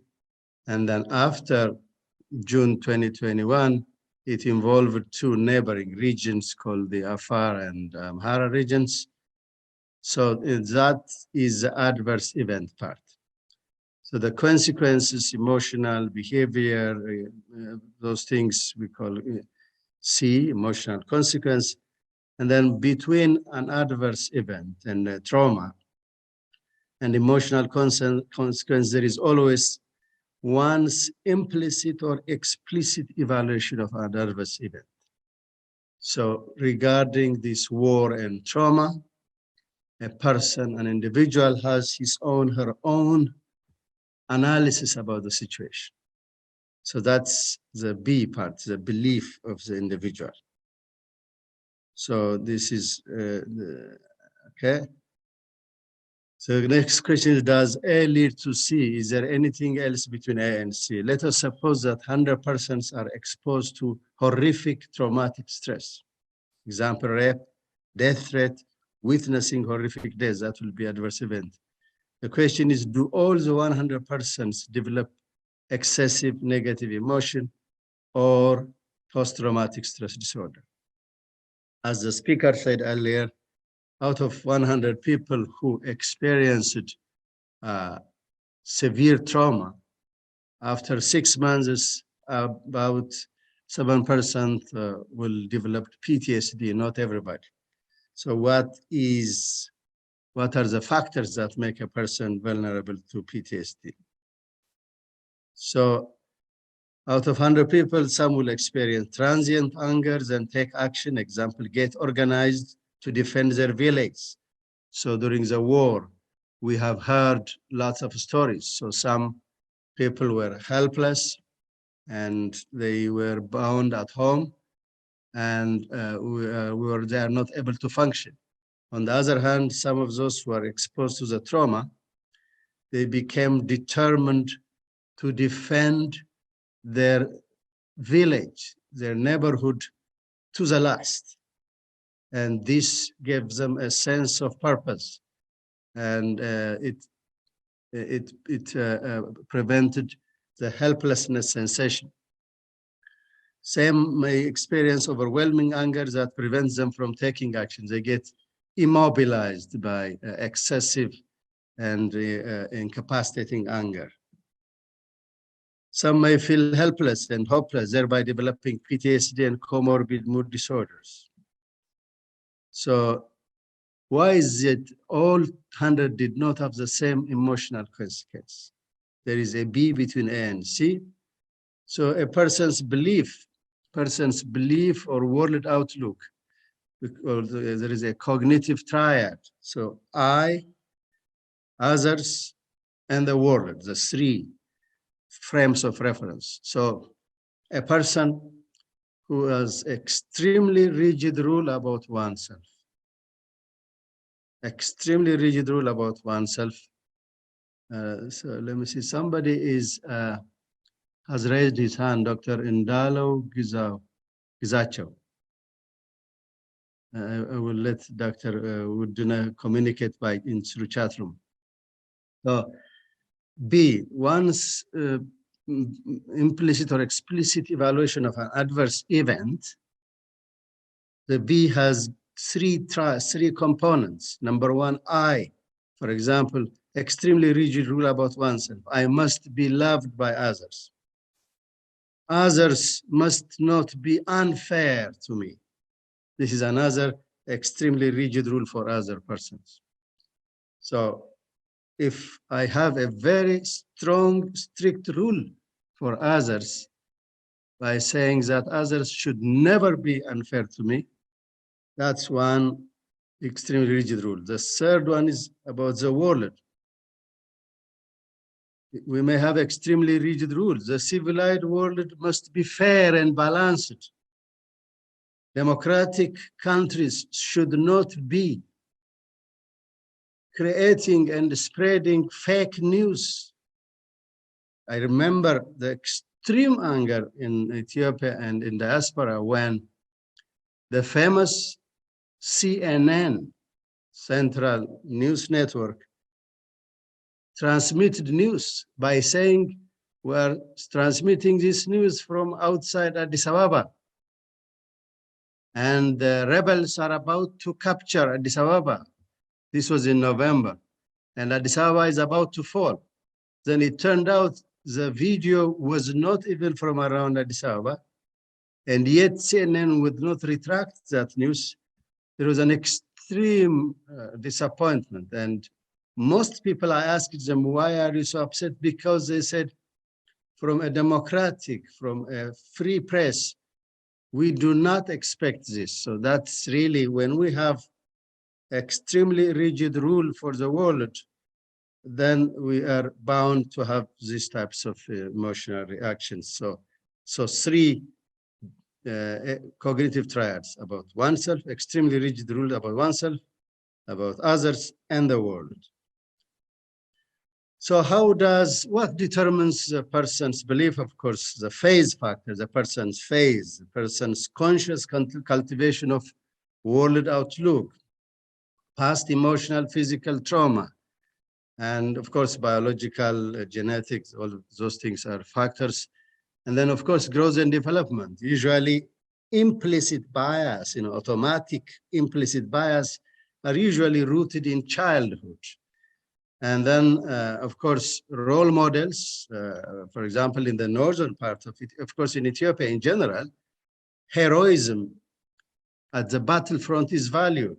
If a general loses war, and commit suicide in the Ethiopian context, that is considered, that is a role model. So we all know about Emperor Theodorus. So he is, in every school child knows about his heroism. And instead of surrendering to the conquering British forces, he committed suicide. And these types of stories embedded in our culture are part of our belief system. That's how we form our belief system. So now I want to take you to this intervention called ACT, Acceptance and Commitment Therapy. Why did we select ACT? It was, of course, the study, the work done in South Sudan was used based on ACT intervention. WHO used it. And I was exposed to it in 2011 at Mayo Clinic. There was a speaker, invited Professor Stephen Hayes to give a talk. And he said, the existing cognitive behavioral therapy is very good, but emotions are not given that much weight. He said, additionally, he said, the therapy system is highly regulated by professional societies. So he wanted to develop a model that can be disseminated, that anyone can be trained in ACT intervention. It's not limited to psychiatrists, psychologists, social workers. Any one of you in this audience can get ACT training. So that really caught my attention. Okay, perhaps this is the type of thing we need in Ethiopia, because we have so much need, 120 million population. We probably have 50 or 60 psychiatrists or 14, 15 psychologists. So that's what caught my attention. So what is ACT? So I will briefly introduce you to the concept of ACT. So it's one of the thing about ACT is that it has only 6 domains, 6 processes. When Professor Stephen Hayes sees a patient, he will give them value living questionnaire. He will be asking them, what do you live for? And then, is there lack of values? Is there lack of clarity? And then, is there dominance of past stories? So we will come to this, but these are the 6 components. So he also noted, he and these others did in their works, they noted that human beings in general, that the normal state of the human mind should be healthy, content, and happy. Psychological pain is therefore abnormal and needs to be fixed or deleted. Whereas the ACT approach on suffering is that the normal psychological process of humans could often be destructive and can create psychological suffering. Suffering is more of being stuck, not necessarily sick. So the psychological flexibility model links psychopathology, psychological health, psychological intervention. And we will come to this model. Okay. So, let's start with this. First component is value clarification, or purpose, and how we want to live our lives. What type of person do you want to be? It's not necessarily where you are now, but what type of person do you want to be? What type of things do you value? Do you value hard work, commitment, compassion, respect, etc.? So there is a value living. Do you value taking care of your physical self-health? So we'll look at some of the questionnaire later on. And then if you do, then how about, do you practice what you preach? Committed action. So are you moving in the direction of the type of person you want to be? Or are you moving away from the type of person you want to be? And then there is this self as context. Usually people get fused with their own story. I am, quote unquote, lazy, I am this, I am that. These types of getting fused with one's own story could be handicapping, could become a self-fulfilling prophecy. And instead of saying, I am a person who could be procrastinating sometimes, meeting deadlines at other times. So rather than focusing on specific behaviors, people tend to get fused with their own story, and that becomes self-sabotaging. And then one thing that Professor Hayes and others developed a new concept, cognitive diffusion. So for example, a college student in some of their study, all of a sudden says, well, this is a difficult course. I'm going to fail this course. This is fusion. The student gets fused with this type of attitude to the course. So the problem with cognitive fusion is that it hampers behavior, it sabotages actions that can take the person in the direction of passing the exam. So if the student gets fused, day number one, by saying, well, I will fail this course, then instead of going to library, the student is probably more likely to go to a bar and drink alcohol. So instead of cognitive fusion, cognitive diffusion. So they came up with a very simple intervention. What they did is they would rewrite it as saying, I am having the thought of, quote, I'm going to fail this course, unquote. That very simple sentence, I'm having the thought of, creates a distance between the self-sabotaging view and the individual. In fact, this diffusion, they call it. So diffusion is the opposite of fusion in their technical term. In fact, this was used in a famous trial in state of Washington, where in the West Coast, I think the neighboring state of Dr. Woodner, and in the place where Dr. Daniel lives, there was a study on tobacco cessation. They just used cognitive diffusion, one single strategy. And instead of saying, okay, I'm craving for tobacco, I need to go for it, they will be saying, I am having the thought of, quote, craving for tobacco. That simple delay, that simple detachment, that simple distance was able to predict staying in remission or staying out of tobacco or cigarette consumption. The other key concept that they have identified, extremely important, is once a person identifies what is valuable, for example, let's say members of Alliance for Research, Innovation, and Education, they value obviously research, they value education. So a member of that group would say, okay, I value research, I'm going to study the mental health problems in Northern Ethiopia, and I want to come up with some concrete plan.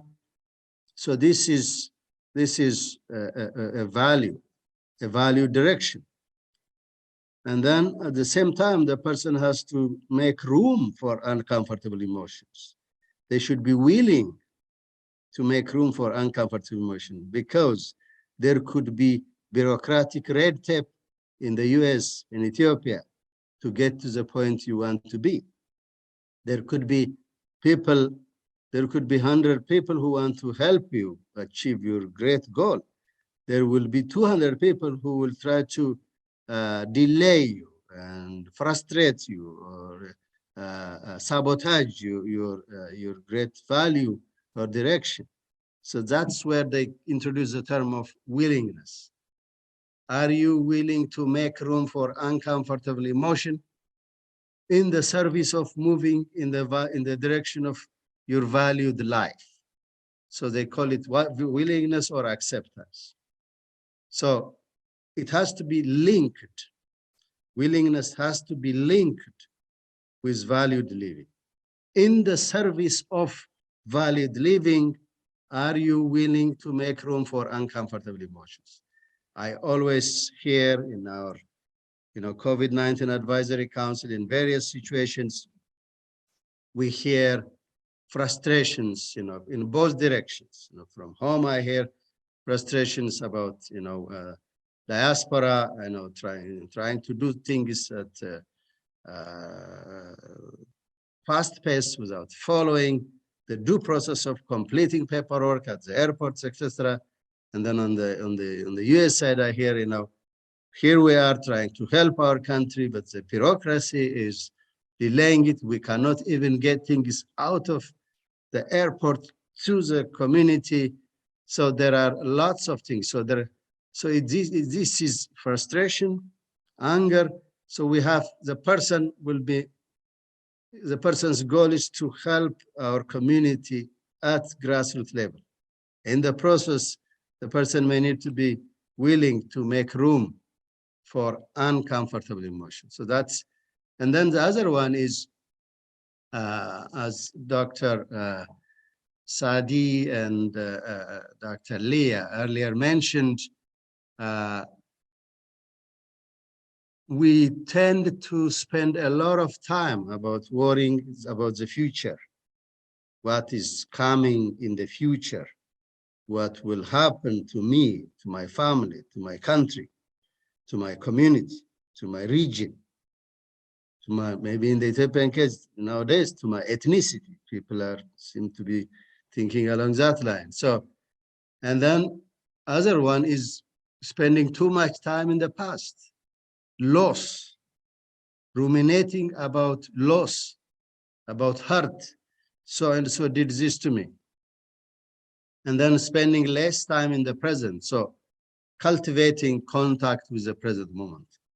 So really, we humans have tremendous, Joseph Ledoux, who has done tremendous work on fear behavior, fear conditioning, and anxiety.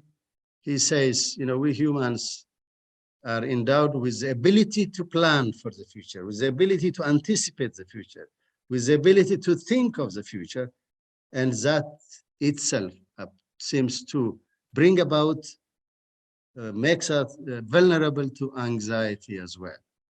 So I think these are these are the 6 models. In short: value clarification, willingness, making room for uncomfortable emotion in the service of valid living, committed action, and fusion. And then the opposite is diffusion. And instead of being, self as content, instead of self as content, instead of getting fused with self stories, self as context. I am, above. So a person is above the sum of small events. So these are the 6 components. So we can kind of divide the 6 components into 2 major categories. So the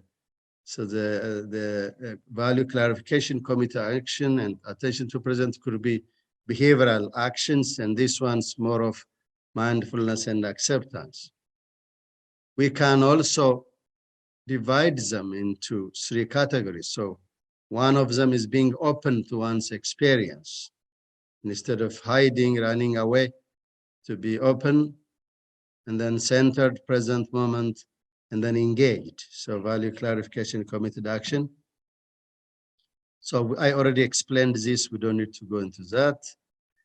So how do we measure this? So really for value, we have value clarification. So we will look at this questionnaire. For committed action, there is a bull's eye exercise that we are going to look at. And then for cognitive fusion, there is a very simple 5 questions. And then about how much time do you spend in the present moment, in the future, in the past. So let me see. For example, the cognitive fusion questionnaire, it asks never true, seldom true, always true. I get so caught up in my thoughts that I am unable to do the things that I most want to do. For example, a student wants to do well on an exam, and therefore the student knows that he or she has to study and has to go to library, purchase the right material, sit down and work.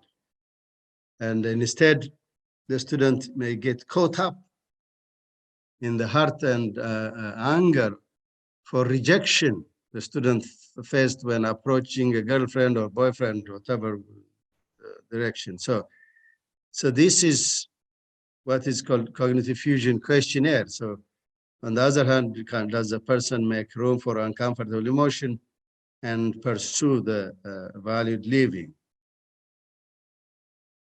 Okay, we have attachment to a conceptualized self versus ongoing awareness and perspective taking. So this is what I told you.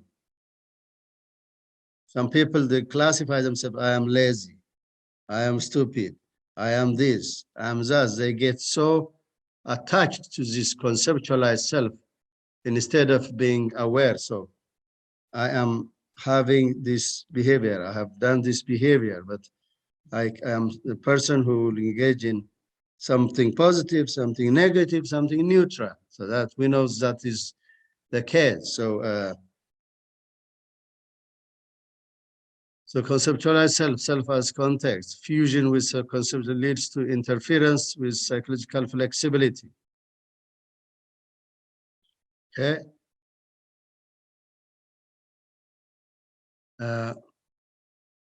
Let's not get too much into this. So I have explained these concepts. So engaged response style. So this is both valued living and committed action.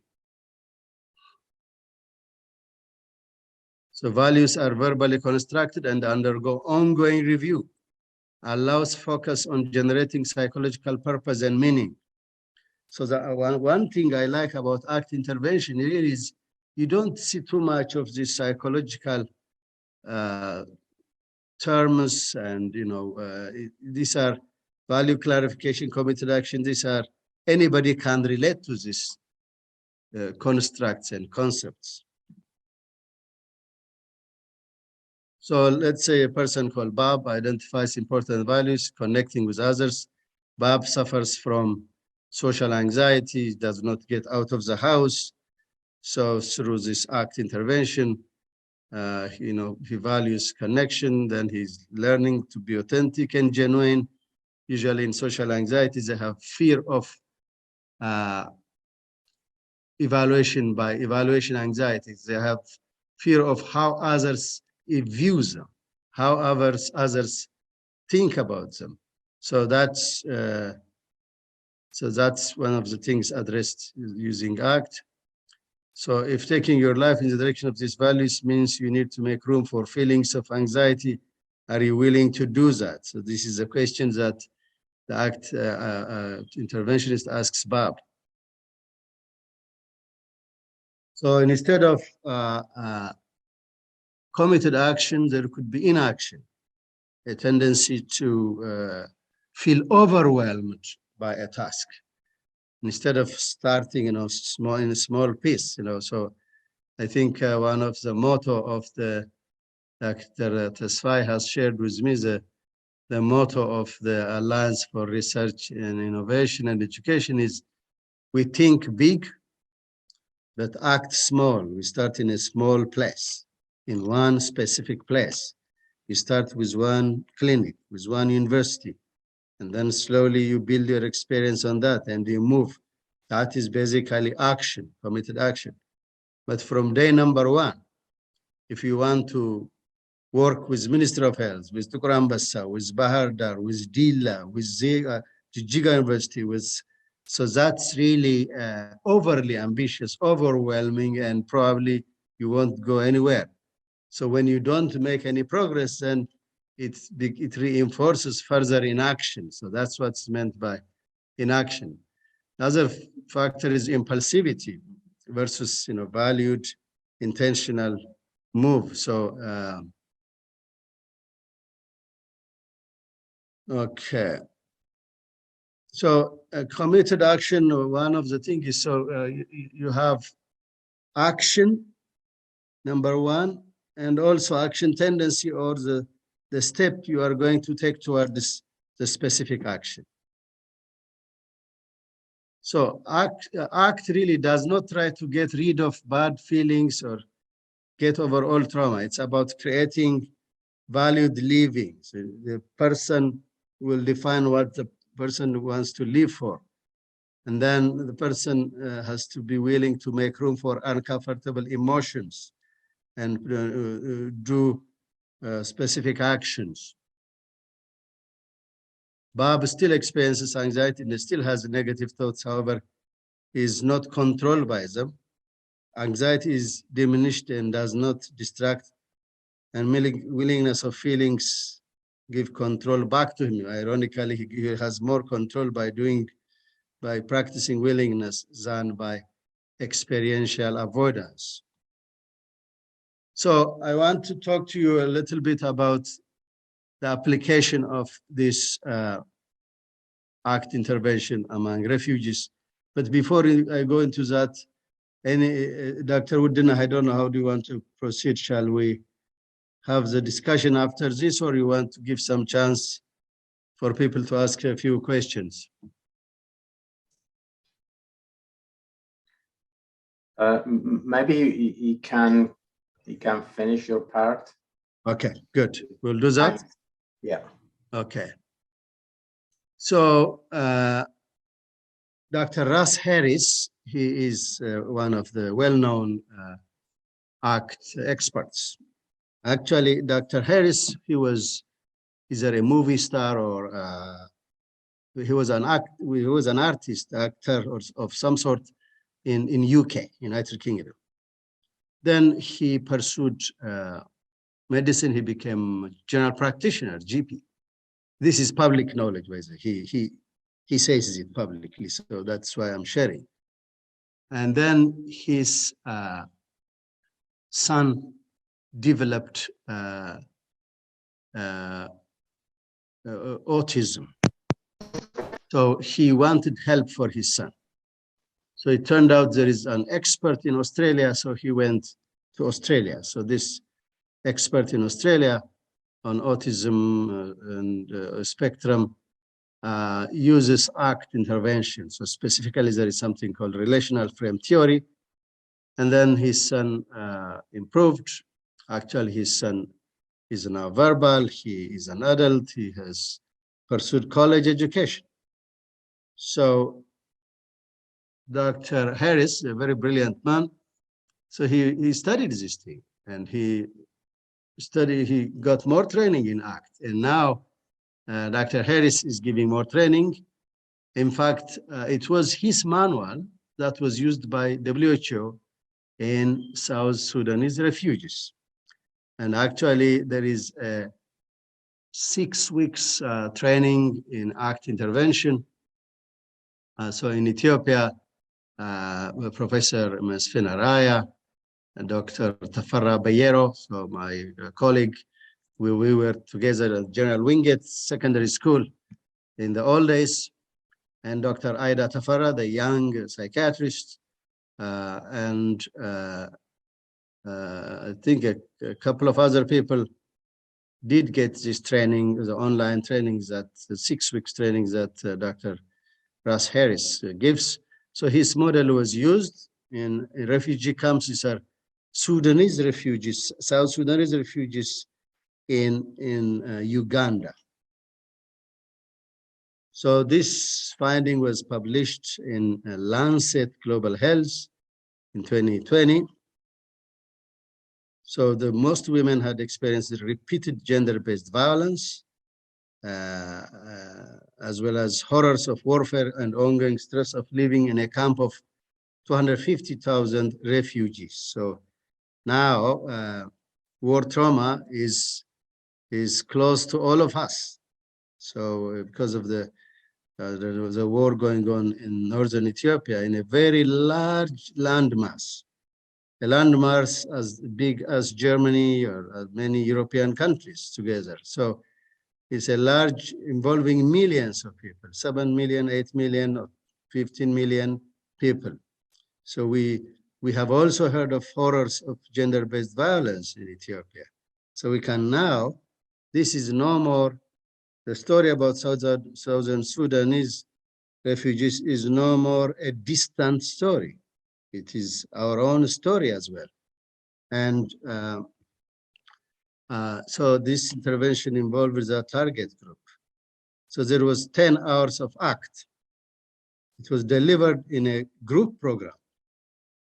It was run by lay facilitators, not by psychiatrists, psychologists, lay persons.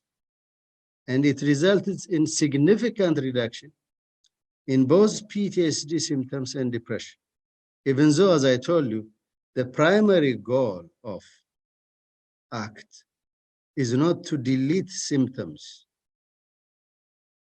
It is rather to cultivate valued living, committed action, willingness in the service of valued living. But as the person pursues those things, secondarily symptoms go down. In fact, ACT has been used even in psychotic patients. The person called Patricia Bach, B-A-C-H, at the University of Illinois in Chicago. She used ACT intervention among psychotic schizophrenic patients. And the study showed that it prevented readmission rate significantly. However, the awareness of the psychotic patients about hallucinations and delusions increased. So they reported more hallucination and delusions. That's because they were more in tune with their thoughts. And instead of experiential avoidance, they were more in tune with their emotions and thoughts and behavior. So it has been used. So the primary goal is value clarification, committed action, and willingness, cultivating those skills. Secondarily, symptoms get reduced. So stage one, so 1 to 2 sessions, they take history, they talk about, informed consent, are you willing to participate in this? They establish goals, and then there is psychoeducation on trauma in a very simple, concrete terms. And there is something called dropping anchor exercise. So basically, there is this audio that the group listens. I will put it up later on. We will have an experience on the dropping anchor. Then living in the present, they start with that exercise. Then I told you they exercise about, instead of fusion, diffusion, and then acceptance, self-compassion, clarifying values, committed action, breaking destructive patterns, then healing the past. So there are these different grieving, forgiving, exposure to traumatic memories, building the future, long-term goals, ending therapy. So these are the things. So basically, this is on ACT. So I think earlier I told you in the ABC model, A is adverse event, C is emotional consequence, and B is a person's belief. So I think in the current day Ethiopia, some of the work in social psychology, Dr. Aronson in Stanford and at University of Michigan, the very famous social psychologist originally from Jamaica, he and many others have done a lot of work on group behavior. So I just want to propose a theoretical model that one of the problems in Ethiopia could be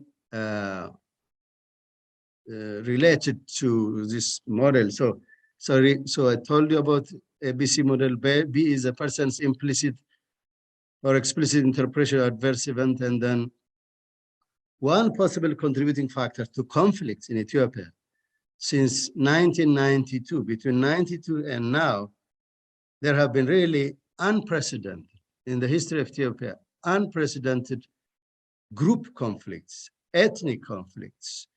And I grew up in Sidamo, Irgachefe, Dilla, Hagaramaria.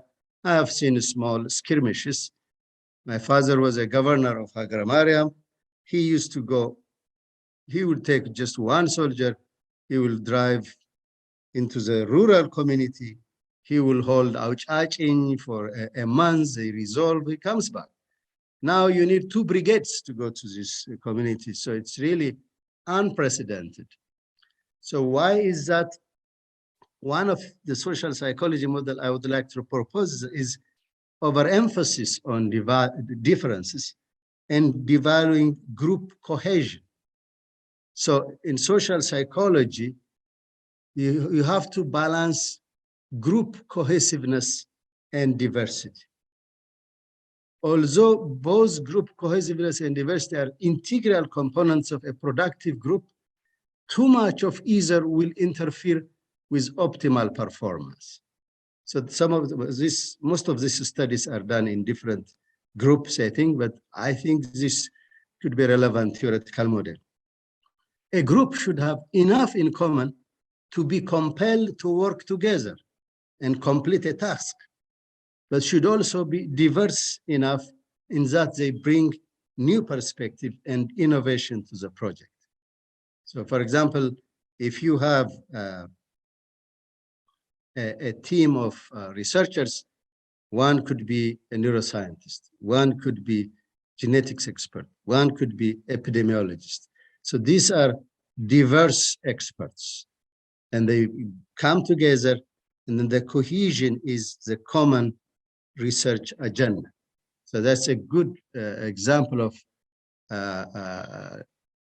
balancing group cohesiveness and diversity. So this is, if you apply it, this has also been studied done in ethnographic studies as well. And so I think part of the issue is that there is overemphasis on the diversity aspect and people over-identifying with their ethnic group, excessively identifying and then neglecting the cohesiveness of the whole country, the sense of identity as a country. That cohesiveness gets diminished, and primarily focusing on excessive focus on diversity. And this takes us to what Irving Yonas, Janis, he was actually a research scientist, research psychologist, neuroscientist at Stanford. But he was very curious. He said, why is that sometimes destructive decisions are made? Why did the US government, a superpower, lost a battle at the Bay of Pigs to Cubans in 1960 or something? Why did the US lose the war in Vietnam? Is there any psychological group behavior model we can look into other than political and other economic, etc. issues, military issues? So he studied that. What he found out is that during the Bay of Pigs, there was advisory group that was making a decision, which was led by President John Kennedy. So John F. Kennedy, of course, is a charismatic leader, very persuasive speaker. And the members of his advisors were really Rhodes scholars, Harvard scholars, well-educated people, very independent-minded people. Whereas in that group setting, everybody sensed what Kennedy wanted. And then conformist, conscious or unconsciously, people started to conform to what Kennedy wanted to do.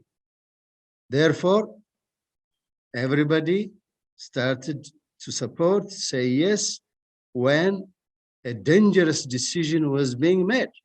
Sure enough, they went and they lost at the Battle of Pigs to a very to a new Cuban government. Another one was the same advisors. They were discussing about Vietnam. So they slowly started to escalate the involvement of the United States in Vietnam.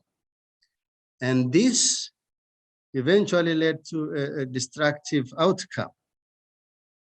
Whereas, on the other hand, the Cuban Missile Crisis was successful. Why? Because the advisory group intentionally decided to identify a devil's advocate. I think it was John Kennedy's brother, Robert Kennedy. Of course, he's your brother, so he will not kill you. So Robert Kennedy, I think, was challenging every major idea that was coming to the table. And as you know, the Cuban Missile Crisis was very successful, the way it was handled by the US government. So groupthink that's where people in groupthink, it's a highly cohesive group.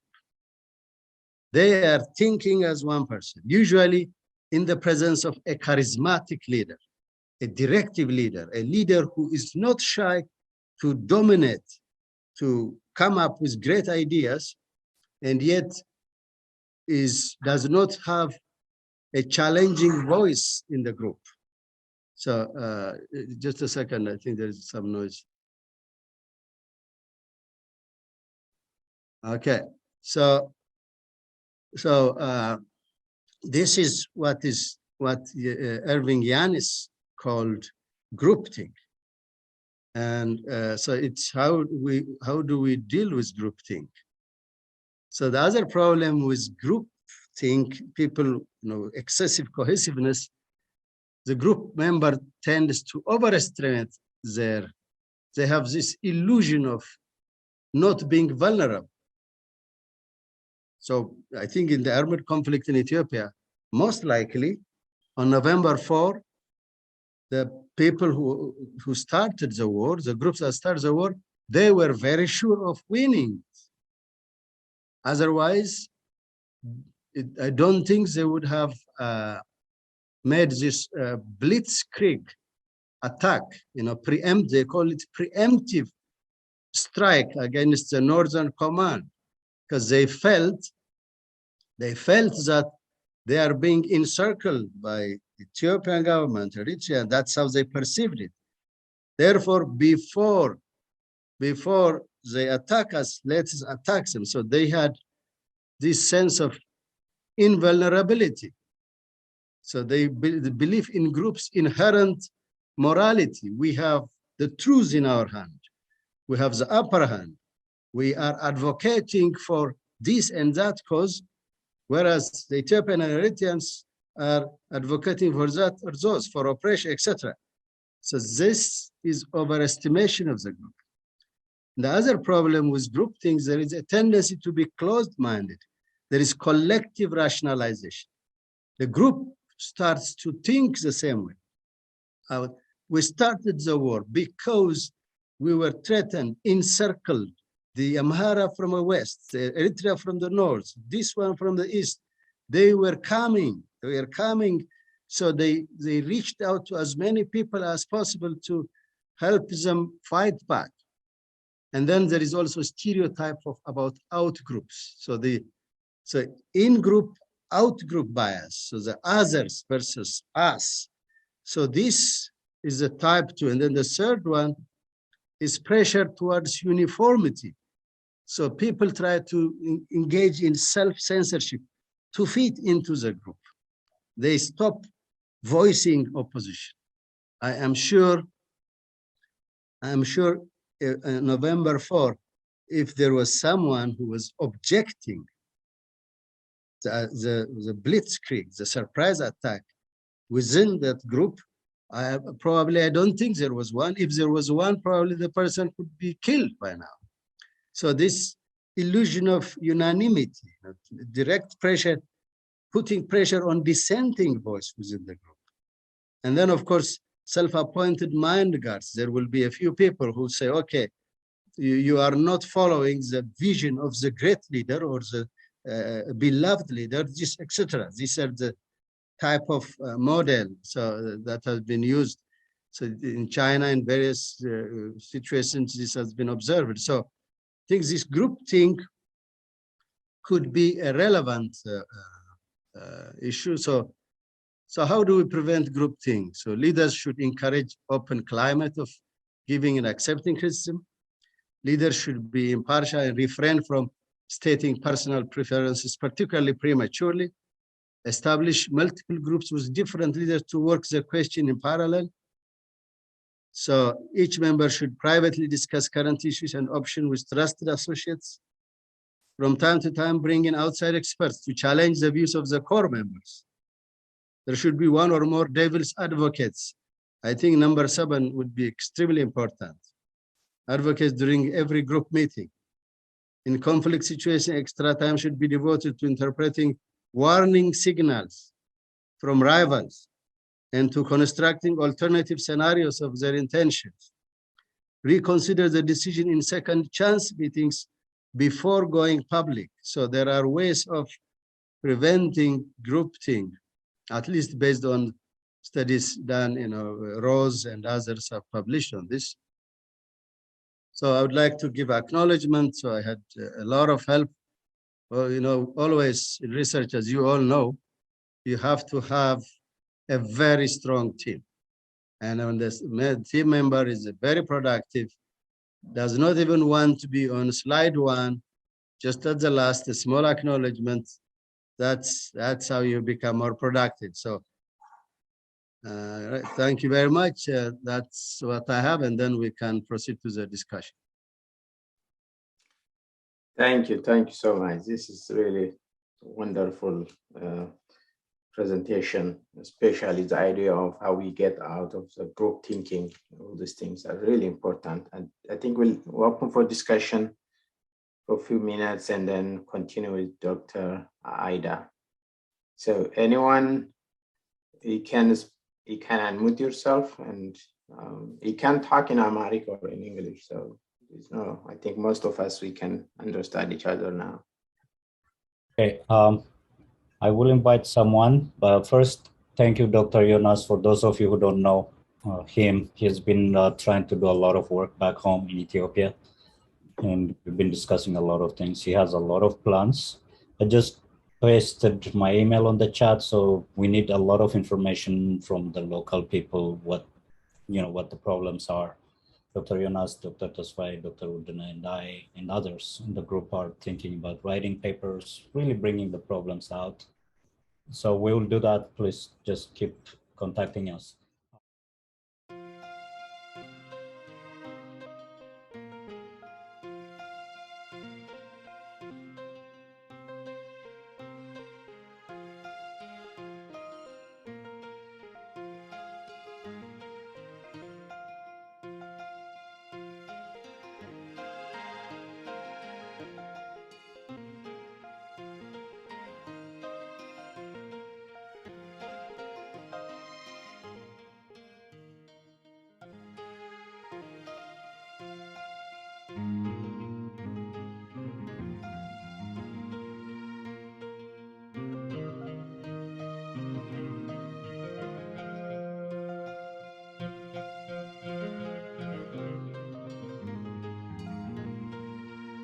I think if there's no further discussion on this, we move to our next speaker. And the next speaker is Dr. Aida Teferra. So Dr. Aida, she received her Dr. MD, Doctor of Medicine from Addis Ababa University. She completed her residency in psychiatry at St. Paul Millennium Medical College in Addis. And she's now the chair of the psychiatry department at Al-Kakotebe General Hospital, which is actually dedicated. Most of the service of this hospital is related to mental health. So it's really pioneering work doing that hospital. She supervised inpatient service, which comprise over 150 beds at that hospital. and they serve over 5 million people around that catchment area. So it's one of the big ones. She's a member of the National Medical Health and Psychosocial Support Advisory Council. So she has up-to-date information what's going on in the country, especially in the conflict area. So thank you, Dr. Aida. I will look forward to hear your talk.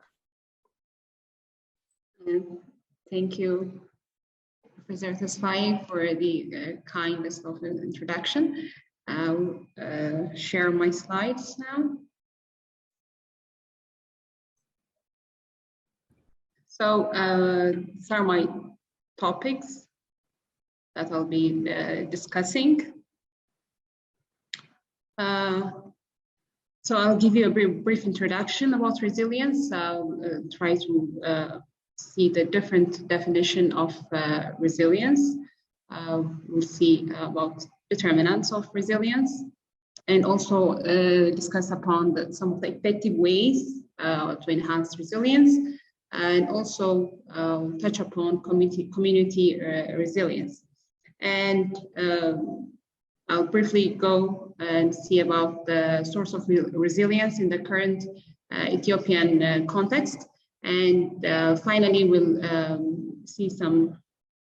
take a look on some courage stories, inspiring stories from people who have been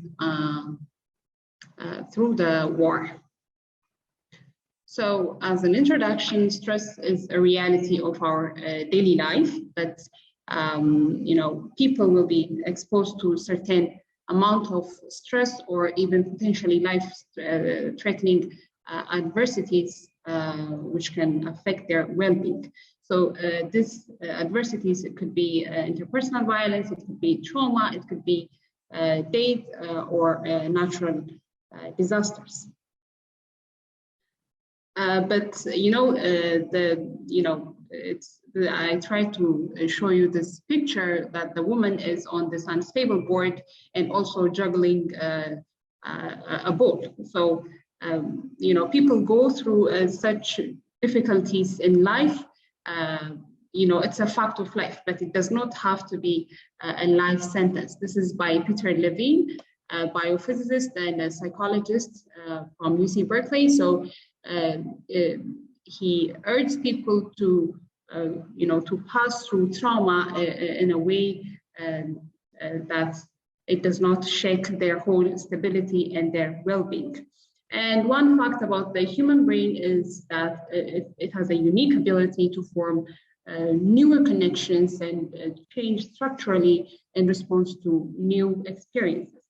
This is what we refer to the post-traumatic growth. So the human brain has this capacity or this resilience to go through trauma. Of course, there will be some rough patches, but the brain can make it through emotional difficulties and psychological difficulties. So the conflict in the northern part of Ethiopia has brought about immense amount of crisis, both psychological, social, economic, and you name it. But the mental health and psychosocial problem is on the rise. As it was stated by my colleagues at ALERT and at Ministry of Health, Dr. Nahum and Dr. Gannet, they have been witnessing what's going on the ground. And this study was done in 2020 at Geda zone from the internally displaced people at Geda zone, and it has shown that there is a significant amount of the magnitude and prevalence of depression, anxiety, trauma is on the rise. So people who are living in these conflict-affected areas, they are prone to develop post-traumatic stress. So does that mean they are, are they sentenced to live by that diagnosis? or what's going to happen to them. So that's when the issue of resilience will take the bigger picture. So in defining resilience, it's a process. It's a process to harness resources to sustain, overall well-being. So there are different kinds of resilience. There is the mental resilience, the emotional resilience, psychological resilience, economic resilience, political resilience, etc. So, but here for today's talk, I will just be focused on mental and psychosocial resilience, rather. So even the mental and the psychosocial resilience will be defined in various number of ways by different scholars. So, I just want you to understand that resilience, it's a process. It's not a state of being, or it's not something that is endowed. Okay, so it's a process. People will go through a certain X kind of experience, and they will develop some kind of maturity through that experience, and it will shape their brain and their behavior in a certain way, so that when they're faced with another issue sometime in the future, they'll be able to develop a healthy functioning. Bonanno also define resilience that it's a stable trajectory for healthy functioning after an adverse event. So the trajectory is characterized by a relatively brief period of disequilibrium where the mind and the body will navigate to find equilibrium. Okay, so most people will have this ability to find and navigate this equilibrium, but some people will have the tendency to develop post-traumatic stress. So the other definition is a capacity of a dynamic system, to adapt successfully to disturbances that threaten the viability, function, and development of the system. So this is a much wider definition of resilience, which takes into account, different issues like the health system, the socio-political condition, the geographic condition, etc. But from my research, I like this definition of resilience because it is kind of holistic. So in the context of exposure to significant adversity, resilience is the capacity of individuals or groups, to navigate their way to the psychological, social, cultural, and physical resources that sustain well-being, and their capacity in individual or at a group level to negotiate and to be able to to get these resources in a culturally meaningful manner. So I want you to to emphasize on this culturally meaningful way, because when we are talking about resilience, as I said, it's an interplay. I will show you later on the factors, because it's an interplay between different factors, and one of that is culture. So we need to be culturally sensitive when we talk about people's resilience, because resources are different for different groups of people. Because the resources or the issues that that come into the context of resilience in Ethiopia and in Afghanistan, it's quite different. So we need to be culturally informed when we talk about resilience. All right. So here, resilience, it takes into account different aspects of health holistically, or well-being in general, because emotional health, mental health, social, spiritual, and physical health all make a person who they are or who they want to be in the future. And the experiences that people face in different sorts of states of their life, it can't touch all these categories of life: social, spiritual, physical, etc. And that in turn will lead to the person being being shaped into a certain type of character or resilience. So these are some of the determinants that come into the interplay of somebody being resilient.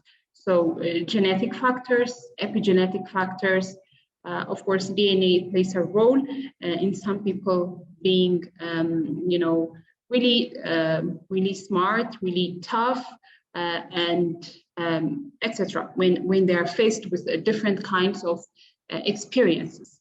So one experience which is really difficult to process for somebody, it may not be as such difficult for the other person to process. That could be, that could be because of course, psychological makeup, their exposure, etc. But genetics also, and epigenetics also has an important role to play. And in terms of development, especially during infancy and childhood, children who are well cared for, who are being protected, or who have been raised in a highly protective environment, they could be resilient during the infant period and etc. But they may have issues when they grow up, when they leap into the adulthood, they could have issues. So development also plays a role. Demography is what I was trying to refer to earlier. People's place where they reside. Because when we talk about resilience, we are discussing about issues, that can hamper or that can hinder a person's well-being, and that could be, the natural, the nature, or for example, somebody living in a desert and somebody living, in a very in a good way, they don't have equal resilience, right? So because nature tends to shape our genetics and epigenetics. Culture is also another factor. I mentioned that earlier because, especially in terms of trauma, for example, in the Ethiopian context, in the Ethiopian culture, we have a very good place for the clergymen, for the priests, and etc. And in such cases where people are facing traumatic experiences, they tend to to dwell, or they tend to be attached to whatever the teaching of the church. So that, or the mosque, or any religious belief. So that culture will tend to shape the resilience nature of the society at large. Economic and social also, people living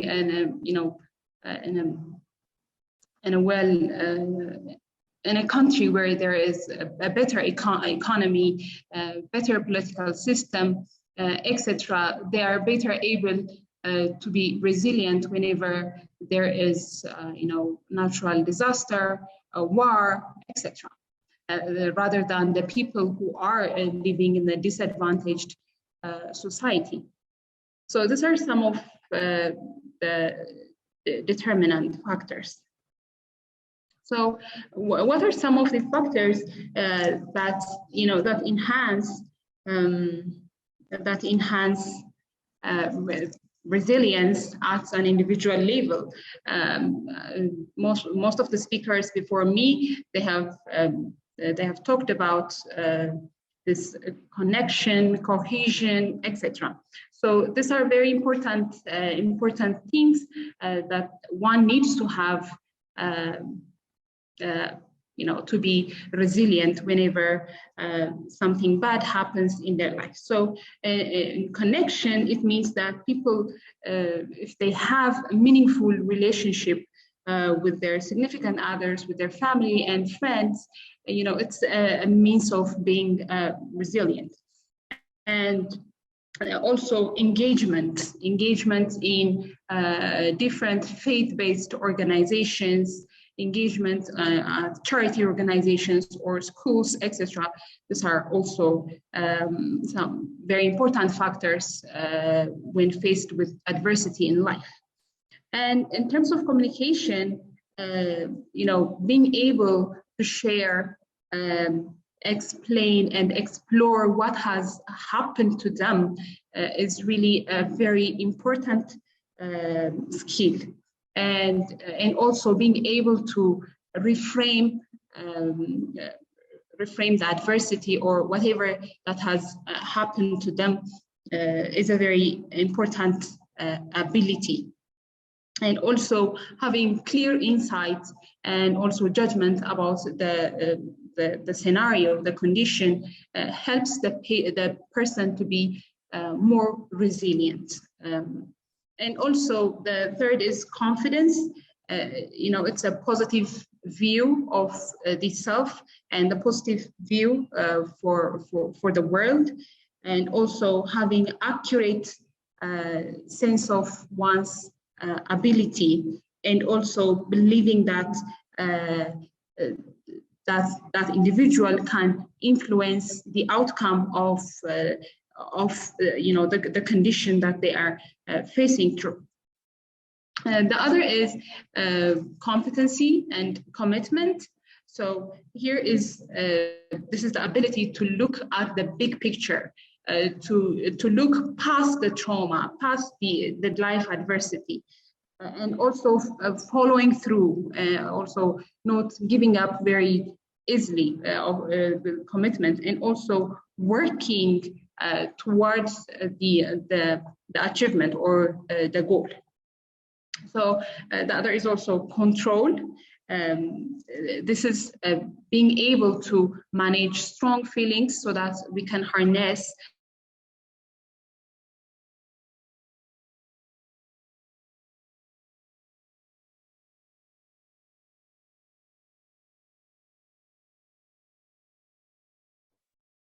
Hello, we lost you probably. Dr. Aida?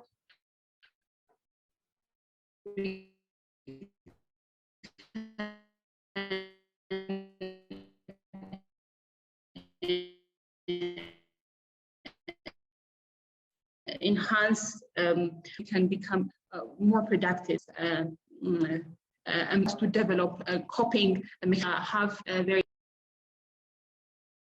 Yeah, I think we lost you a while, maybe. Okay, am I visible now? You didn't share, the sharing is gone. So maybe you can share, but also we're running out of time. Maybe you can also speed a little bit. All right. Okay, is it visible now? Yeah. Okay, all right. So I was just talking about competence, commitment, and control. These are very important tools for somebody to enhance resilience at an individual level. So at a community level, when we talk about community resilience, community is just a group of individuals. Resilient individuals will form a resilient community. So community resilience, is the sustained ability of communities to withstand, adapt, and recover from any adversities of life. So what makes a community healthy and resilient is very important to remember that that community is socially connected, and they have, good access to health systems. They can act in a collaborative or collective way to mitigate any adversity. They're able to mobilize resources, and also the elders or whoever that's respected in the community, they're able to promote overall well-being. So these are some of the strategies to build a resilient community. We can strengthen and promote access to public healthcare and social services, promote health and wellness along the disaster preparedness, expand communication and collaboration. So engaging at-risk individuals and having, specially tailored program that can serve those individuals, and also building the social fabric or the social connectedness is very important. So this is something that I got from the Trauma Research Institute. So it's basically what I have already said, that to have a resilient community, all these things should come into an interplay.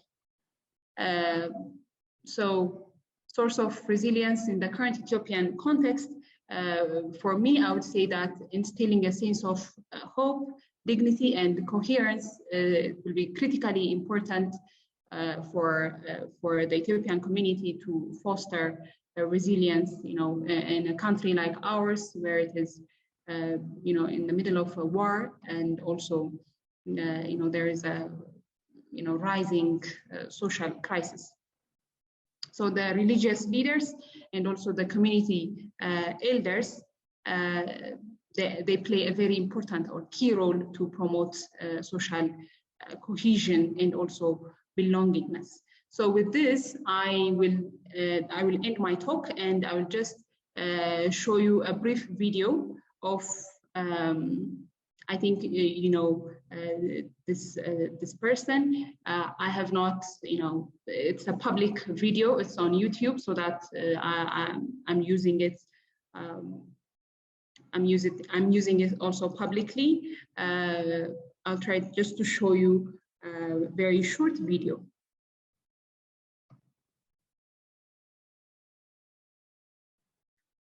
And continue.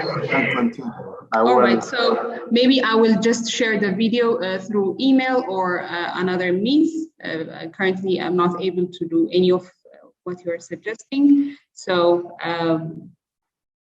so this is basically what I have for you for today. And I'll be glad to accept any comments, suggestions, and questions. Thank you. Thank you so much. Sorry, there's somebody unmuted. Maybe you can mute. Thank you so much again, Dr. Aida. It's very, very powerful message in terms of resilience, and especially I really value you thought about culturally, informed approach. All textbooks may not, directly apply to our own conditions. So I think it's very powerful approach. So if there's any question, we can open for discussion. I saw one really important question in the chat. Probably in the West here, so one issue, trauma, maybe some family issue or some other things, personal issue. But in the Ethiopian context, we have war, we have drought, we have famine, and we have all these different things. So how do you address all this in a multi-level approach? So maybe we can have that discussion starting with Professor Yonas.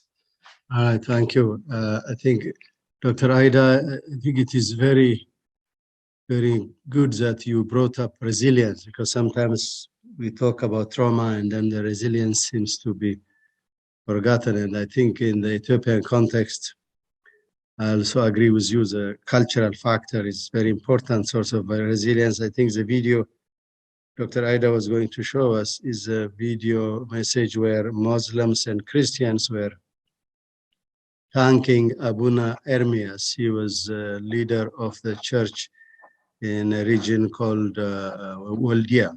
So he refused to leave his people he risked his life. Basically, he could have been tortured or killed.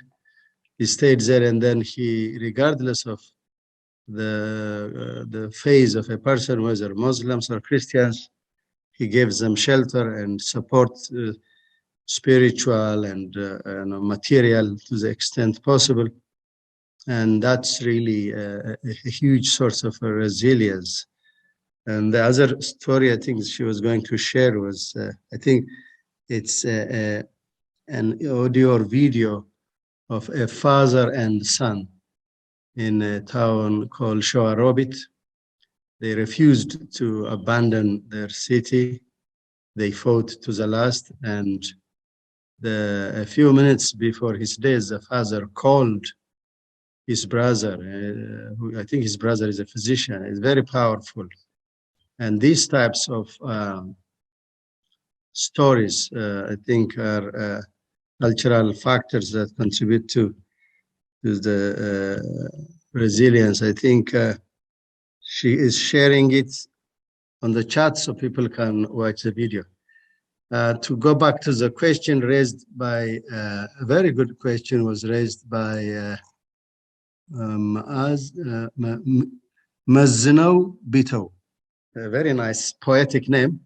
So Mazzino Bito, he has asked, how do we provide mental health service, mental health counseling or service when a person, when the individual does not even have food to eat, there's no shelter to live in. So basic necessities are lacking. So at least the Sudanese refugees, they were in a camp, they had a shelter, they were in a tent, they had food, they had water. So the basic necessities, without basic necessity, really it's very difficult to process any counseling or intervention. I completely agree with Ms. Bito. The question is, how do we, are there these resources so that we always hear, it's honestly the last 2 years we have also faced the reality in the world. So United Nations and others, they will say, we will provide you or flood you with food, with shelter, with anything you want, just do what we tell you, this or that. And then when you meet whatever demands they put, they don't show up with the promise. So I think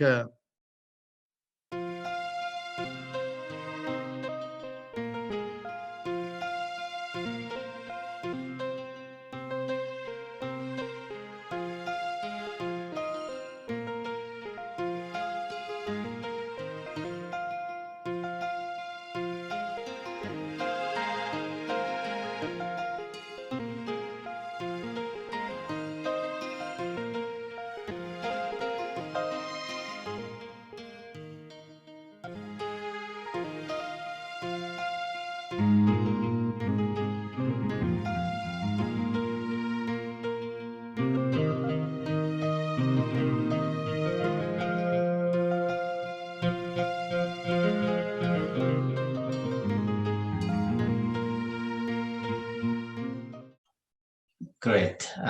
Dr. Taswai, what next? Yeah, thank you very much again. So Dr. Mulugeta Simon, he has a guest who will speak for 5 minutes about personal testimonial. Is Mulugeta there?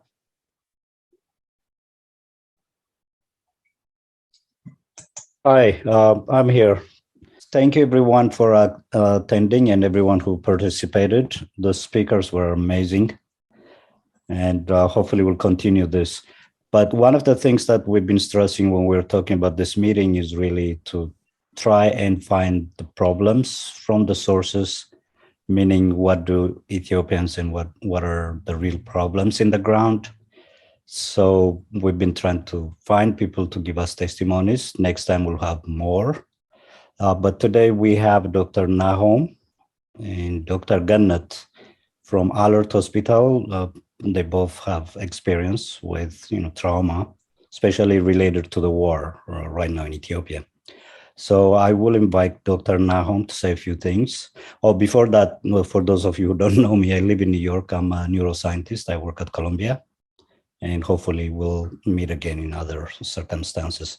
But Dr. Nahom, feel free to tell us about what are the major problems in Ethiopia about mental health. Dr. Gannat was actually telling me earlier that, the problem is really, mental health is really frowned upon, and there's no organized, solution for any of the problems. So go ahead, Dr. Nahom. Okay, thank you, everyone. It's really a pleasure to join this session, and I can say I learned a lot in the last 1 hour. I wish I had this experience a year back. So to say about a few things about my job, I currently work at Ministry of Health, mainly coordinating the National Disaster Response team. So it's under the Emergency and Critical Care Directorate. So as you know, in the last 1 year, like significantly, and in the last 4 or 5 years also, we have been deploying individuals to different parts of the country to respond for disasters. So in the last 3-4 months also, I have first-hand experience. I've been deployed in the northern part, starting from Debre Birhan up to the Kobo area, joining the military medical team, and also in hospitals providing primary care. So I have witnessed there is a significant, I can say there is a significant need for psychosocial support, and the area is, as you can imagine, it needs support. So when I say this, it's not only about the patients. The healthcare professionals are also one of the they are also one of the victims, I can say. So there is one experience that really touched me, so I want to share that. If you guys, I believe only you know in detail the situations, what was happening in the last 6 months. So I remember there was one big hospital in the around Wello area. So they have been providing medical service for the military, for the casualties. There was an unimaginable number of load. The patient loss was significant. So they were treating, but finally, even that hospital became under security threat. So they were forced to be evacuated, and they were living, the professionals were also displaced, so they were living in Addis and in other safe places. So we were assigned, we were the first individuals to arrive to that hospital, and we were tasked to initiate the service immediately. So our main task was focusing on reinitiating the medical service in that area, and there was also active conflict in nearby. So there were active casualty victims coming to that hospital. So we expected the health professionals to get back to their working place immediately. So we, on the next, like after the city was liberated, in the next 3, 4, 5 days, we were expecting professionals to get back. So we see professionals coming to the compound, but they are not engaged in their activity. So the only active health professional working was the team from Addis and the military team. So we were like in doubt, what's going on, what's happening. So we tried to talk to them. So some of them were saying that they need this time to like they need time, so they are not ready to come back. So finally, I start to communicate after 3-4 days. It start to cause attention in higher level also. So everyone is saying, why are not they coming back? So we are going to take measures. So we are going to write a letter. So finally, we start to communicate with health professionals one-to-one. Then we start to notice that they are also, we can say they are also a victim, like they are a patient, they have a traumatic experience related to their facility. Their evacuation was not safe. They were part of the community. So they spent 2-3 months as a displaced, as a regular citizen out of their working place. So we start to think, so besides taking administrative measures or discussions, so we may need some kind of debriefing at different levels. So we start to do that. Then we have seen some improvements, like just having a discussion, even if we don't have any background on like doing psychosocial supports, but it was really helpful. So that was the moment I start to notice, saying, oh, okay, so it's not only the community. Usually we neglect the healthcare professionals. We think they know about how to treat themselves, but that's not the reality on ground. So that's one of the aspects. The other thing is, as you know, following the conflict, we have the military active young individuals becoming disabled, with sustaining disabilities, living in different rehabilitation centers. So we have been receiving reports that now they are experiencing some PTSD-like symptoms. So there's also a gap in that area. This gender-based violence rate, as the media was also indicated, that there are unimaginable number of victims. So those also needs an attention. So as a primary working as a disaster response team coordinator, I have noticed like lots of gaps in areas where the professionals lack knowledge how to identify the problem in the community, even identifying it's a psychosocial problem to be treated even in themselves. So that's what I want to say. So we are working to strengthen the system, the responding individuals to have the knowledge and how to respond.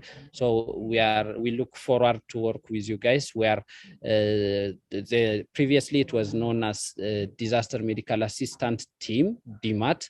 It was established 4 years back. Currently, we are working with other organizations like WHO on strengthening this team, becoming self-sufficient and multidisciplinary and ready to respond on all aspects. So we look forward to work with you guys also. So that's what I want to say. Thank you very much for your time. Thank you for that very, very clear explanation of what the ground problems are. Dr. Marsha, Dr. Tasfai, continue. All right. Thank you. Thank you so much, Dr. Nahum. It's very, very powerful and, personal experience on this big issue we are facing. I just pasted my email on the chat, so we need a lot of information from the local people, what the problems are. Dr. Yonas, Dr. Tasfai, Dr. Udina, and I, and others in the group are thinking about writing papers, really bringing the problems out.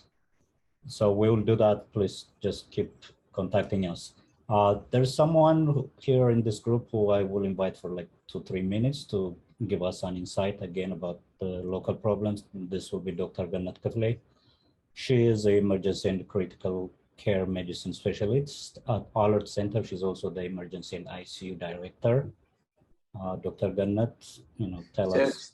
So before that, sorry, Mulugeta, before that, is there any discussion for Professor Yonas before we move to different directions? So is there anything anyone want to bring at this time? Or we'll have a chance to discuss after Dr. Aida talk. Okay, continue, Dr. Mulugeta. Dr. Gannat, go ahead if you're ready. Okay. Good afternoon, everybody. Thank you for the nice introduction, Geda. So, earlier, my name is Yonas. I'm an emergency physician. Can you speak louder? Sound is not clear. Okay, can you hear me now? Much better, thank you. Okay, thank you. Good afternoon, everybody. Thank you for the timely and nice presentations. They are timely indeed. As earlier, as Nahum mentioned, we have had repeated incidents concerning how mental health is affecting our physicians who've been deployed and have come back from conflict areas. And as a hospital, Alert Hospital is taking it a little bit seriously, I think. We've had different talks on the situation, and we're starting our rehabilitation, both psychosocial rehabilitation and also the physical rehabilitation. But I just wanted to say a little bit about the AMT initiative. Previously, when we were deploying our team, the team is given all the necessary equipments needed to treat the physical traumas that they could find in the conflict areas. But the psychosocial component was completely overlooked, and many of them go to the areas and they come back.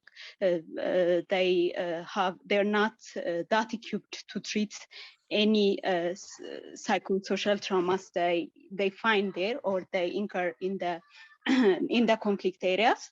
And currently, the MT team or the Emergency Medical Team Initiative, which is the MOH initiative, is as the name indicates, an emergency medical team that is preparing itself pre-disaster, during disaster, and post-disaster, and is also giving both the treatment and the psychosocial support as we talk. Currently, we are on the አሁን ያለንበት ሁኔታ ያው ዶክመንት ፕሬፕ እና ትሬኒንግ ማኑዋል ፕሬፕ ማድረጉ ላይ ነው እና as Dr. Nahum earlier mentioned ብዙ ቦታዎች ላይ we need expert opinion እና expert help የምንልባቸው ኤሪያዎች አሉ starting from እነዚህ ስትራክቸር ማድረጉ ሆት ኮልድ ዲብሪፍ እንዴት እንሰጣለን ስፔሻሊ የኛ ፎከስ የሆነው ደግሞ የፊዚሻን ኮምፖነንቱ ላይ ነው like our physicians are not trained to cope with even ኢሞሽናቸውን ኔም ማድረግ አይችሉም like አይደለም ትራውማ አለ ብሎ ዊትነስ አድርጎ እንትን ብሎ ለመናገር ይቅርና they don't even know what emotions they're feeling እና በጣም ፎከስ አድርገን ፊዚሻን ላይ መስራት እንፈልጋለን እና ቴንክ ዩ በጣም አሪፍ ዲስከሽን ነበር እና ታይምሊ ነው it's well needed and I just wanted to say that. Thank you very much.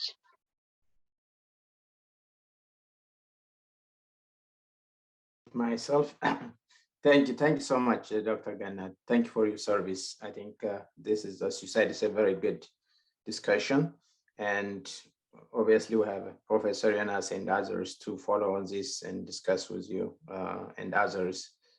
So if there is no any, go ahead. I agree really, Dr. Nahum and Dr. Gannat. They are on the ground doing the work, really. So we will be happy to be supportive and be part of their efforts, to help them implement the vision they have. I think the Alliance for Research, Innovation and Education, Professor Tesfaye and his colleagues' team, is very practical. It is really focused on science. So we stay away from politics. So I think we're really eager and willing to collaborate in the way you want us to. Thank you. Very good. Thank you so much again, Professor Yonas, for the comments. I think if there's no further discussion on this, we move to our next speaker.